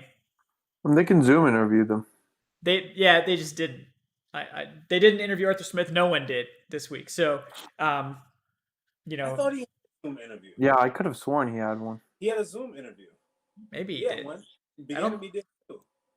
Both of them did. Both of them had a virtual interview at this point. I know Brian Dobble didn't, but that's the only big one. Yeah, I don't know. Big one, and that's puzzling as hell. Like to not even see anything say they're interested in him. Right. Yeah. I mean, honestly, like I'm looking for actual news stories about him actually completing an interview, and there aren't any. There have been a bunch of teams requesting permission to interview him, including the Jets. Correct me if I'm wrong, but I think the team has interviewed Arthur Smith, Bieniemy, Raheem Morris. Who else? I'm missing one. They've interviewed Robert Saleh. Yeah, Saleh. They've interviewed Saleh. Now they've expressed interest in Bowles, and that's it, I believe, right? Yeah. There should be. I thought it was another one. So Brady, and well, they've also interviewed Brady, so that's 6. They've interviewed 6. And Hackett too. Nathaniel Hackett. Yeah, Nathaniel Hackett. Yeah. Jesus Christ. Man. Yeah.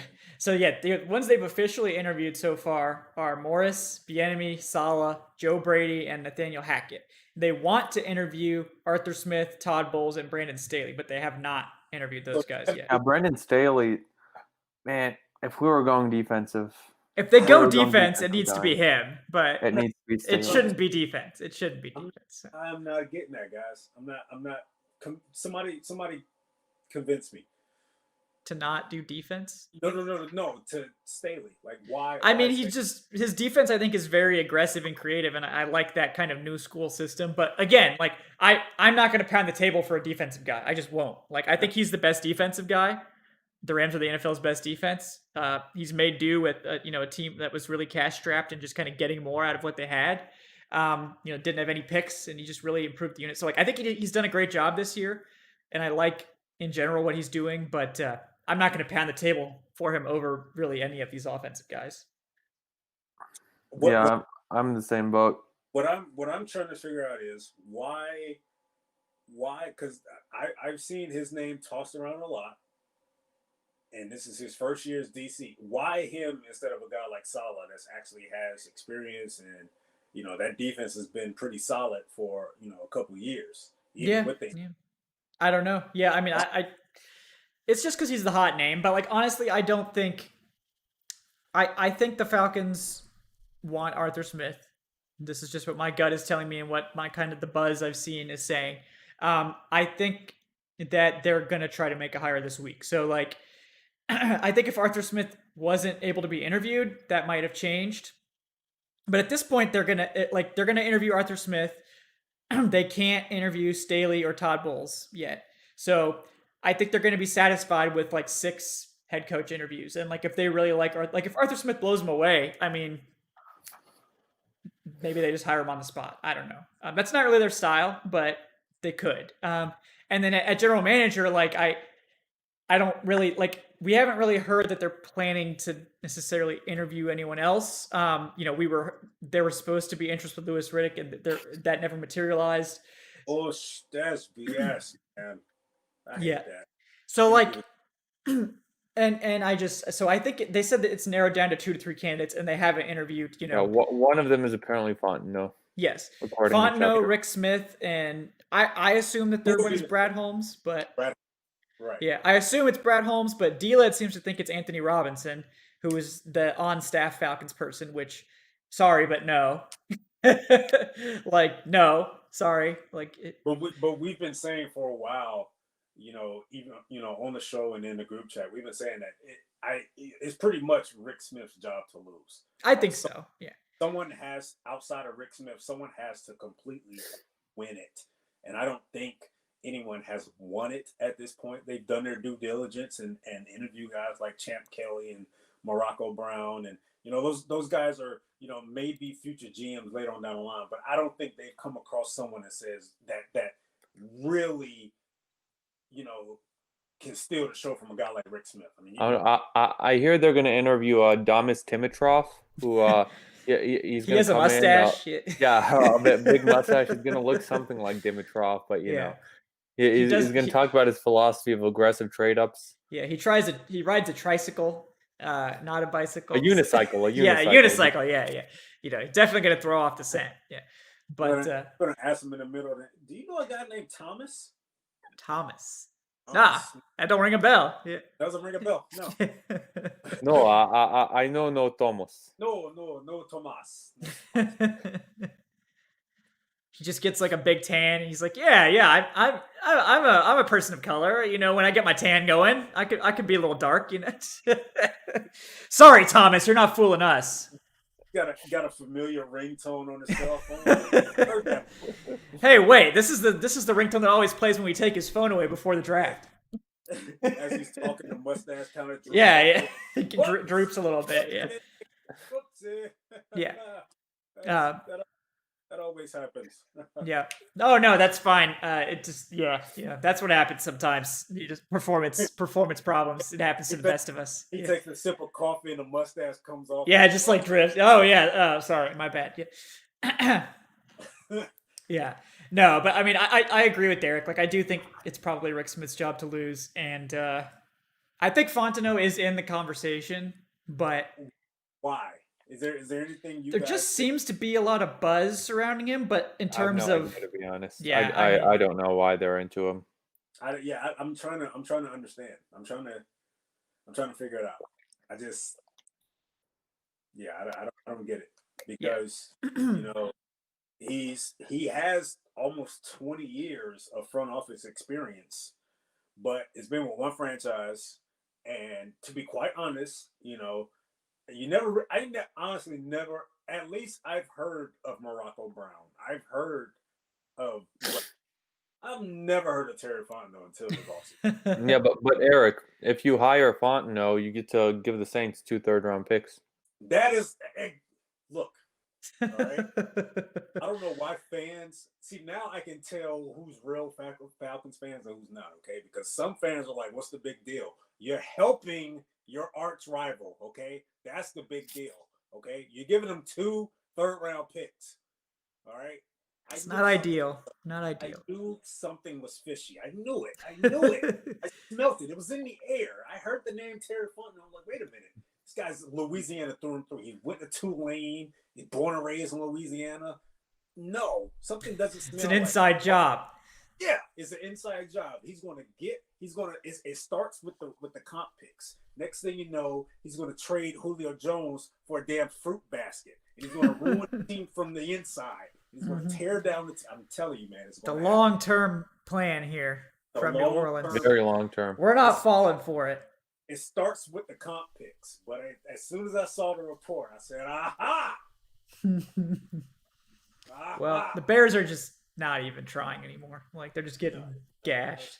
Can we just move on to Cleveland? Yeah, we're just going to do Falcons talk from now on, folks. I think the Saints are up to like a 99% win probability now. So hey, if they were playing against the Falcons, right? you Yeah. never know. This is where it would be danger time for the Falcons. So yeah. I actually thought about this earlier today as well, and I want to ask you guys this question also. Let's say hypothetically, the hire is Arthur Smith. What is the probability of that number 4 overall pick being a quarterback compared to being a defensive player if Smith is the head coach? Because keep in mind, his scheme may not necessarily require a Justin Fields type guy at quarterback. So what if he's the head coach? What's the probability that they may say, hey, you know what? We're fine with Matt Ryan. Let's go get a defensive guy. If Arthur Smith was the head coach. Yeah, I mean, Anna, do you want to take the first shot at this one? I mean, I think it would be a smaller chance than if it was someone like a Brian Dybul, because I think if Brian Dybul came in, he'd want to develop his own guy. Right. Arthur Smith, I can see it going either way, just because any head coach, especially a first-time head coach, offensive mind, you want to tie yourself to that franchise quarterback. Correct. And it depends on what they see in the draft process. Depends on if he absolutely falls in love with the Zach Wilson and Wilson is sitting there at 4, then you pull the trigger on him. Correct. But I'm still of the mindset that if you don't go quarterback, you need to trade back with that first round pick. Well, even if they trade back, my thinking is this: I think Arthur Smith has proven that he can take a guy like Ryan Tannehill and operate with this offense. He's done it 2 years in a row. So my outlook on it is he may look at it and say, hey, you know what? I can get a guy like Mac Jones in the second round and still get this scheme off the ground. So I think it may prompt him like, hey, they may still trade back, but I think with him in the fold, I think the probability of it being a defensive player, I think it increases because I don't think he needs that special athlete to operate his. I'd be against that. Okay. I'd be against going the second round route for a quarterback, just because, yes, it did work with Ryan Tannehill with the Titans, and they had an all universe running back in Derrick Henry, who just broke the NFL record for most rushing yards in a 2-year period. Mm-hmm. But I don't think anyone's ever looked at that Titans team these past 2 years and thought, that's a Super Bowl team because they had Ryan Tannehill at quarterback. No. They had a not a solid defense. Their defense was passable. Their defense was solid last year. Yeah, it was solid last this year. It's bad. Yeah, this year it was crap. But they had, you had an engine in Derrick Henry. You had AJ Brown, who's a young star receiver. I'm against going the second round route just because if we're gonna get that quarterback, if we're gonna spend a premium pick on that quarterback, go all in on it and go with someone who has a chance to be a star. Right. Not that Mac Jones doesn't have a, I'm not going to sit here and be like, oh no, Mac Jones is going to suck in the NFL, but it's I don't want to get someone with the idea that he'll probably be a game manager. Gotcha. Yeah, okay. Yeah. I mean, to me, does Smith need a mobile quarterback to make his scheme work? No. Would he like to have one? Yeah, probably. Like, we forget, like, Tannehill's a great athlete. Like, obviously he's older now. Like, they don't use him for a ton of stuff, but I think I wouldn't be shocked if Arthur Smith was in favor of getting a more mobile quarterback and seeing what that can unlock for his offense. I think his scheme could benefit from that, and using the quarterback more as a more consistent running part of the offense, particularly when your running back isn't as like good as Derrick Henry, which it's probably unlikely the Falcons are going to have a running back as good as Derrick Henry. So, um, I think a guy like Justin Fields or Trey Lance would actually make a lot of sense. But like that's part of the reason that Arthur Smith is such a good offensive coordinator. Like I think he could make it work with anyone. Like you said, like he could make it work with Matt Ryan. He could make it work with Zach Wilson. So it really just depends on what the team's philosophy is going into this. And they'll decide when they hire this combo what they want to do. Do they want to try to win over the next 3 years with Ryan and Julio, or did they want to try to do like a mini rebuild, move on from these big contracts, and try to restart things with more cap flexibility and really try to compete in like 2023? They're going to decide that before the draft. And they're going to go into the draft with that decision. We won't be privy to that until we see what they do in the draft. But they're either going to take a quarterback and commit to this like mini rebuild, or they're going to trade back and, they're going to try to win now. So I don't think one's necessarily better than the other. I mean, I'm probably leaning towards the mini rebuild, just because I don't think you're picking in the top 4 again. And you can't be sure what options you'll have in future classes. You just can't. So since I'm happy with Lance or Wilson or Fields at 4, if one of them is there, I take them just because I'm confident in all of those guys. But if they're not confident, like say they like Wilson and Fields, but Lance is who's there, then they're going to try to trade back to someone who wants Lance. It's the same if they don't like Wilson, but they like Lance. Like if Wilson's there and they wanted Lance, then they're going to trade back, because teams, they're not like us. Like they're going to have their guy or their 1 or 2 guys. And if those guys aren't there, they're not just going to settle for the next best player. They're going to take their guy or not. So right. that's probably, fans had a hard time understanding that. I'm not necessarily saying that they need to take a quarterback at number 4, because I do believe in Matt Ryan. I do believe he still has a few more years left in him. But I'm just going off, it's a new regime, new head coach, new GM. They're likely going to get their guy at some point. If it's not this year, they're going to get him at some point over the next 2 years. So the thinking is, why not do it now when you're already in the top 5? Mm-hmm. So me personally, if I was GM, I'm going after a defensive guy. I'm either taking Parsons or trading down. But with a new regime, new head coach, I think they may just say, hey, let's get our guy, but still try to win with Matt Ryan in 2021. Yeah. So and I can't fault that. Right. We've said it plenty of times before, man. Like if you missing on the quarterback position, like it can really hurt your team. Look at the Bears. Right. That's a playoff Super Bowl defense. Yeah. Missing on the quarterback can look at the Browns again. They're always the first example. Look how many quarterbacks they've rotated since 2000. Yeah. And they've had, outside of today, they've had 1 playoff appearance in the last 20 years because they could never get the quarterback position right. They've always had a few pieces here and there, but they can never get that quarterback thing right. And that's, to me, that's what holds the team back. Hell, look at the Jaguars a few years ago. Yeah. I'm afraid of seeing the Falcons in that boat. Yeah. I'm scared. I right. really am. Mm-hmm. So, whether we like it or not, the post Matt Ryan era is going to come. It is going to come soon. Yeah. Yeah, that's true. They got to start planning for it. Got to. Yeah. Yeah. And I personally don't know what the decision will be. I suspect if they hire an offensive guy, it's going to be to take a quarterback. we've talked about the reasons why, but what the hell are the Saints going for it on 4th down for? Because Sean Payton's a jerk. Yeah, I think he just wants it. Yep. He Wait, wants did he get 28-3. Yeah, he wants 28-3. Yep. I don't know. That's someone who, other than that asterisk ring, I'm glad that he's never had any success. The hell Breeze talking to? Who are you talking to, jerk? Fucking shit. I hate that guy. He even crossed the goal line. Just give it to him. Just give it to him. Oh, I was watching on Nick. I was watching a SpongeBob celebrate. Oh hell no! That's not even a fucking touchdown.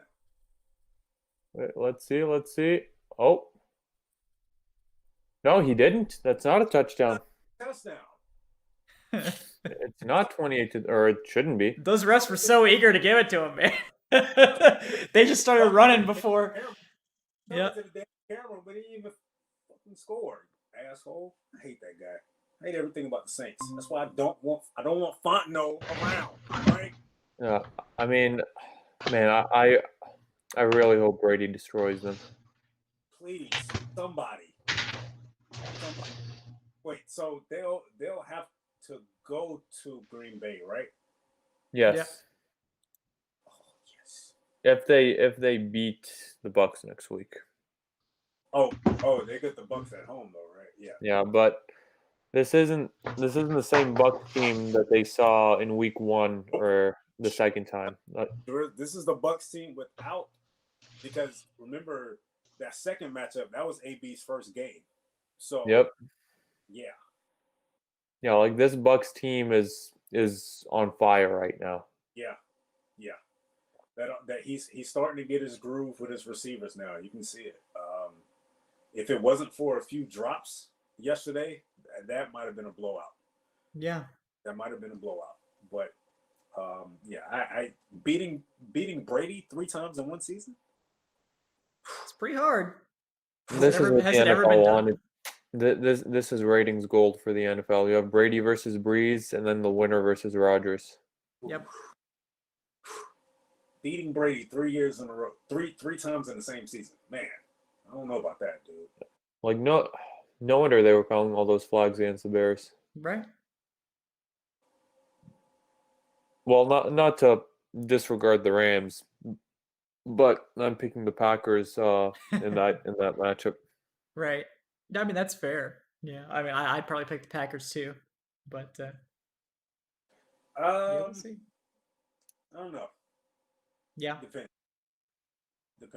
I want to see what the status looks like with Cooper. I mean, not with Cooper. Well, Cooper tore his ACL, right? Or are they speculating it's a torn ACL? I think they said it was not bad for Cooper. It was a non-contact injury. I know that much. Yeah, I think they were saying that it wasn't bad. See what's going on with Aaron Donald. Like, is he going to be on the field next week? Right.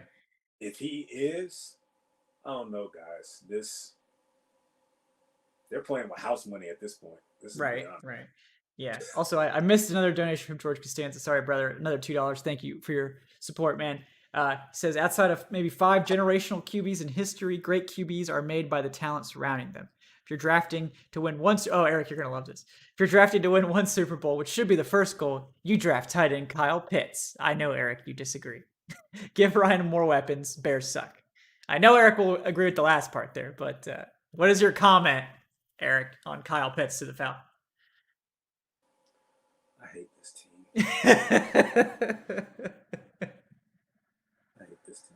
I'm going to Kansas City.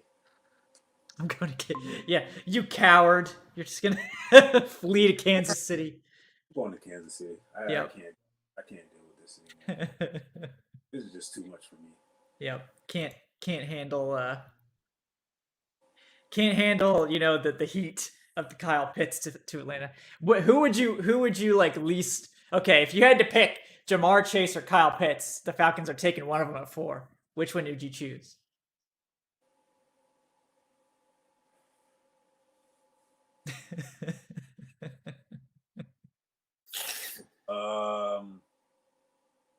Jamar. Yeah, I'd rather have Jamar. Okay, I respect that. I also know the post Julio era is going to come, and they need to prepare for that too soon enough. Yeah, I respect that.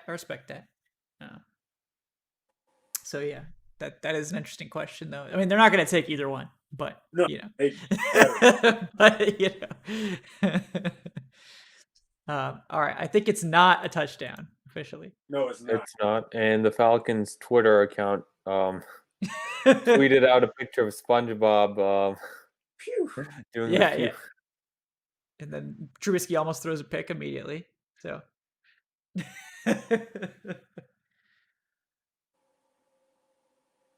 Man, Drew Brees, what a coward, not sticking that. He pulled that ball back. If he just kept the ball out. Hey, talk to the camera. What did he say to the? I want to know what he said to the camera. Right? He's probably talking mad shit. Hey, we beat the Bears. We're so good, you guys.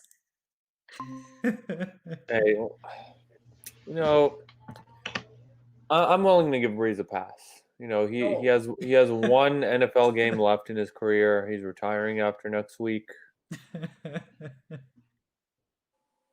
Yep. You know, got to give it to him. What's up, Evan? How you doing? Hey, my Wi-Fi started just going crazy, but I think it's okay now. Yeah. Well, we avoided 28-3, so you know that's always nice. I don't know, man. Trubisky's on the field. Never say never, you know. Never say never, man. Yeah. My goodness, man.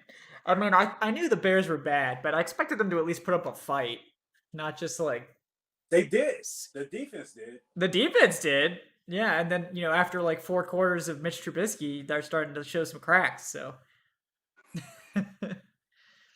I love how like Bears fans like were like, "Oh yeah, we don't need a quarterback. We have Mitch Trubisky for like 3 weeks." It's like we've seen this story so many times with Mitch Trubisky. Like, how many times are you gonna fall for this guy? Like, he does the same thing every season. Like, he's like, "Oh look, I can play well for 2 or 3 games, and then I'm gonna be terrible." Like, the second I play a team that's not terrible, I look bad. Oh, what a big surprise! I mean, he looked terrible against the Falcons, for God's sake.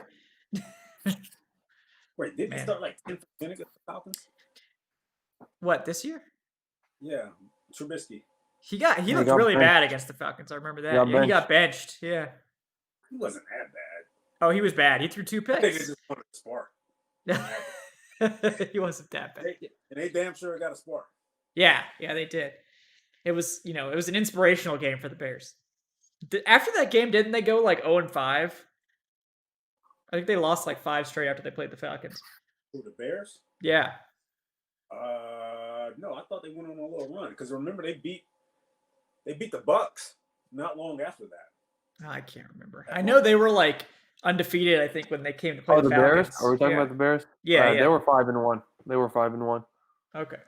Yeah, they lost at home to Indy, but then they beat the Bucks. Yeah, they beat the Bucks on Thursday night. Yeah. The Tom Brady 4. Yeah, they got the 5-1. They got the 5-1. That's when they went on the losing streak. Yeah, and I mean it was the most predictable losing streak of all time. Yeah. I mean that man, the analytics nerds like were all over that one. that was maybe the worst 5-1 team in NFL history. I think it's in contention. What about the 2015 Falcons? Yeah, hey, we were 5-0. We were 5-0, yeah. Falcons. Yeah, 2015 Falcons. Yeah. Hey, in fairness, the 2015 Falcons would have been in if there were 7 playoff seeds. Yeah, they would have. Or if they, you know, just hadn't blown any of those games they lost. 15 Falcons team needed overtime to beat the Redskins that year. They did. Hey, that was for 5-0. That was for 5-0. Man, this team, they just know how to win. Oh, I remember after that Alfred pick 6, it's like, oh, here we go. It's going to be a special season. Yep. It was. Yeah, most of us were saying that while a lot of the analysts were thinking like, man, you guys needed overtime to beat the Redskins, man. That was right. What a great win, guys. No, that entire start to that season was just except the Eagles game. That was the start to the season. It was such fool's gold. Like that Eagles game, you beat them thanks to a Rico pick, to start things out. And that's I thought the Eagles. That's back before we knew that the Eagles weren't that good. Right. The Eagles in 2014 were like, they had that dynamic offense with Chip Kelly. Yeah. That Eagles team, that 2015 Eagles team was supposed to be good, but They put all their money, they put all their chips in Byron Maxwell, thinking he was Byron Maxwell. I remember that. He gives up 2 first half touchdowns to Oh my Hooligan. god. Yeah, he got toasted. That's still that meme of him looking like he was literally burnt. Yeah, I remember that. They just put his face like on a piece of toast or something. The one thing I also remember about that game is seeing Sam Bradford's eyes at the line of scrimmage and how absolutely terrified he was on almost every play. And I'm thinking, like, come on, you playing against Corey Bierman, dude. Like, right. Calm down, buddy. Yeah. He looked horrified. Like, yeah. And, that was also the game where that was a game where where Corey Bierman kind of like fell to DeMarco's knees or something like that after the dump off. Right. Yeah. Like, why is Croy playing in coverage? Croy Bierman. We barely knew ye, Croy Bierman. We barely knew ye. All right, we got another donation from show benefactor George Costanza, and George says, hold on, pull this up. Like I said, Mitch Trubisky is a waste management container with limbs. Total effing trash. I agree. He is bad. I just hope the Bucks wipe the taints out. Brady getting a 7th ring would be nice, but I'm rooting for the Bills. Anyone but the Taints. I hate this team. Yeah, I agree. Strong agree. Yeah. Don't care who wins as long as it's not the Saints. Yeah. Anyone's fine, the but Bills the Saints would be a nice story. Yeah. No, I wouldn't mind seeing the Chiefs win it again. Right. Yeah, I mean the Packers are kind of boring, but as long as it's not New Orleans, I don't really care. Honestly, if the Chiefs win, that'd be great. But I wouldn't mind seeing another story. I wouldn't mind seeing a team like the Bills make a match. The Bills really deserve one, man. 4 straight Super Bowls, they didn't win one. Hey, they need one. Hey, if the Bills deserve something, I know the Falcons. The Falcons deserve it too, but there's nothing we can do about that this year. Yeah, but man, I keep hearing, like, man, a lot of sympathy for the Bills fan base, and I'm thinking to myself, like, man, do you guys realize what the Falcons have gone through? Oh no, I think the Bills fan base is the only one. Well, maybe the Browns too, if you're old enough. Yeah. But man, the Browns, the Bills, and the Lions. Those are the 3 fan bases that have suffered more than the Falcons. But goddamn, since 2016, all right, the Falcons have been a joke every damn. Even when they win, they're still somehow a joke. Yeah, I agree. But also, at least we've seen the playoffs in our lifetime.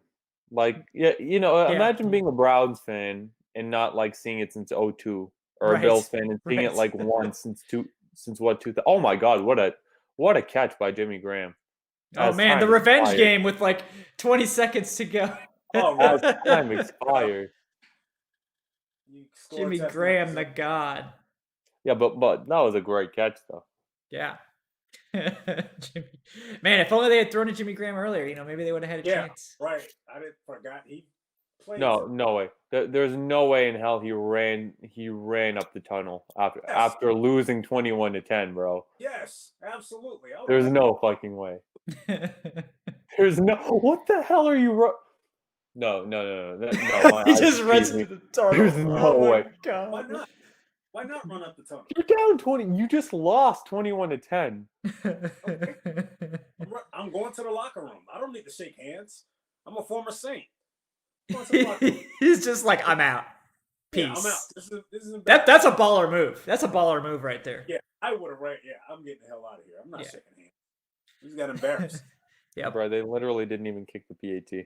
No need to. No, they don't. I think if time expires and you've already lost. Like, there's no. If the PAT wouldn't make a difference or the 2-point conversion, probably would have missed it. He probably would have missed it. Yeah. But what about what if the game was minus 12.5 or 11.5? Right. Yeah, that would be rough. That'd be rough. All right, yeah. So the games are set. It'll be, Breeze versus Brady and Rams at Green Bay. So those will be some good games next week. That Breeze Brady game is going to be, it's going to get all the ratings. What do you guys think? You want to do a watch party for that one? So someone said that one's going to be broadcast on OAN. Yeah, we can do a watch party for that one. Yeah, we probably will. Because, there's like 100 of you guys here hanging out. obviously, if there's enough people here and you guys are enjoying it, we'll continue to do them. I just don't want to, spend my Sunday night talking to the void. But clearly, we're not talking to the void. I think the show has had. Let me check. 3,300 views. Yeah, so there you go. If you guys are gonna do that, then we're gonna keep having them. So. 3,300 views. Yeah, live. Yeah. So yeah. Clearly, you guys liked it. I had a good time. It was fun. It's casual. Maybe next, that sort of stuff going forward. Yeah, watch party overtime. Yeah. No, I mean we're gonna close up here pretty quickly, but obviously not a great game. Hopefully next weekends will be better. It better be, for God's sake. Yeah. Yeah. Before we do close things out, I do want to remind you guys to like and subscribe if you haven't already. We appreciate both of those help the show grow, help other folks find us on YouTube. Thank you to all of our donators. Thank you to our patrons, George and Eddie Greer. And man, there's actually like 5 or 6 of you guys now, so I'm having trouble like remembering everybody's name right offhand. But thank you everybody for helping out and supporting the show there. If you're interested in the Patreon, like I said, we're going to be doing an exclusive Q&A for our patrons. And that's going to be, probably the bye week, I would think, like in between the playoffs. We'll get it in there. So look out for that. If you're interested in getting in on that, become a patron here within the next week or two if you want to be involved with that. We're going to have some other cool stuff coming out there as well. That's patreon.com/Falcoholic Live. Come check out the Discord. We got a lot of fun chat going in there, day to day. The link is in the show description. And also, want to remind folks that we're gonna be back on Wednesday for our regular show. That'll be Wednesday at 8:10 p.m. Eastern. We might have guests. We might have guests. Yeah, we may have special guests. With the caveat that if the Falcons hire someone on Wednesday, our guest might be busy because he works for the team. So. Actually, talking about the other guests. Yeah. So I may have a Falcons media member joining us. And we also may have Keenan and others. So. Don't call him that. Who?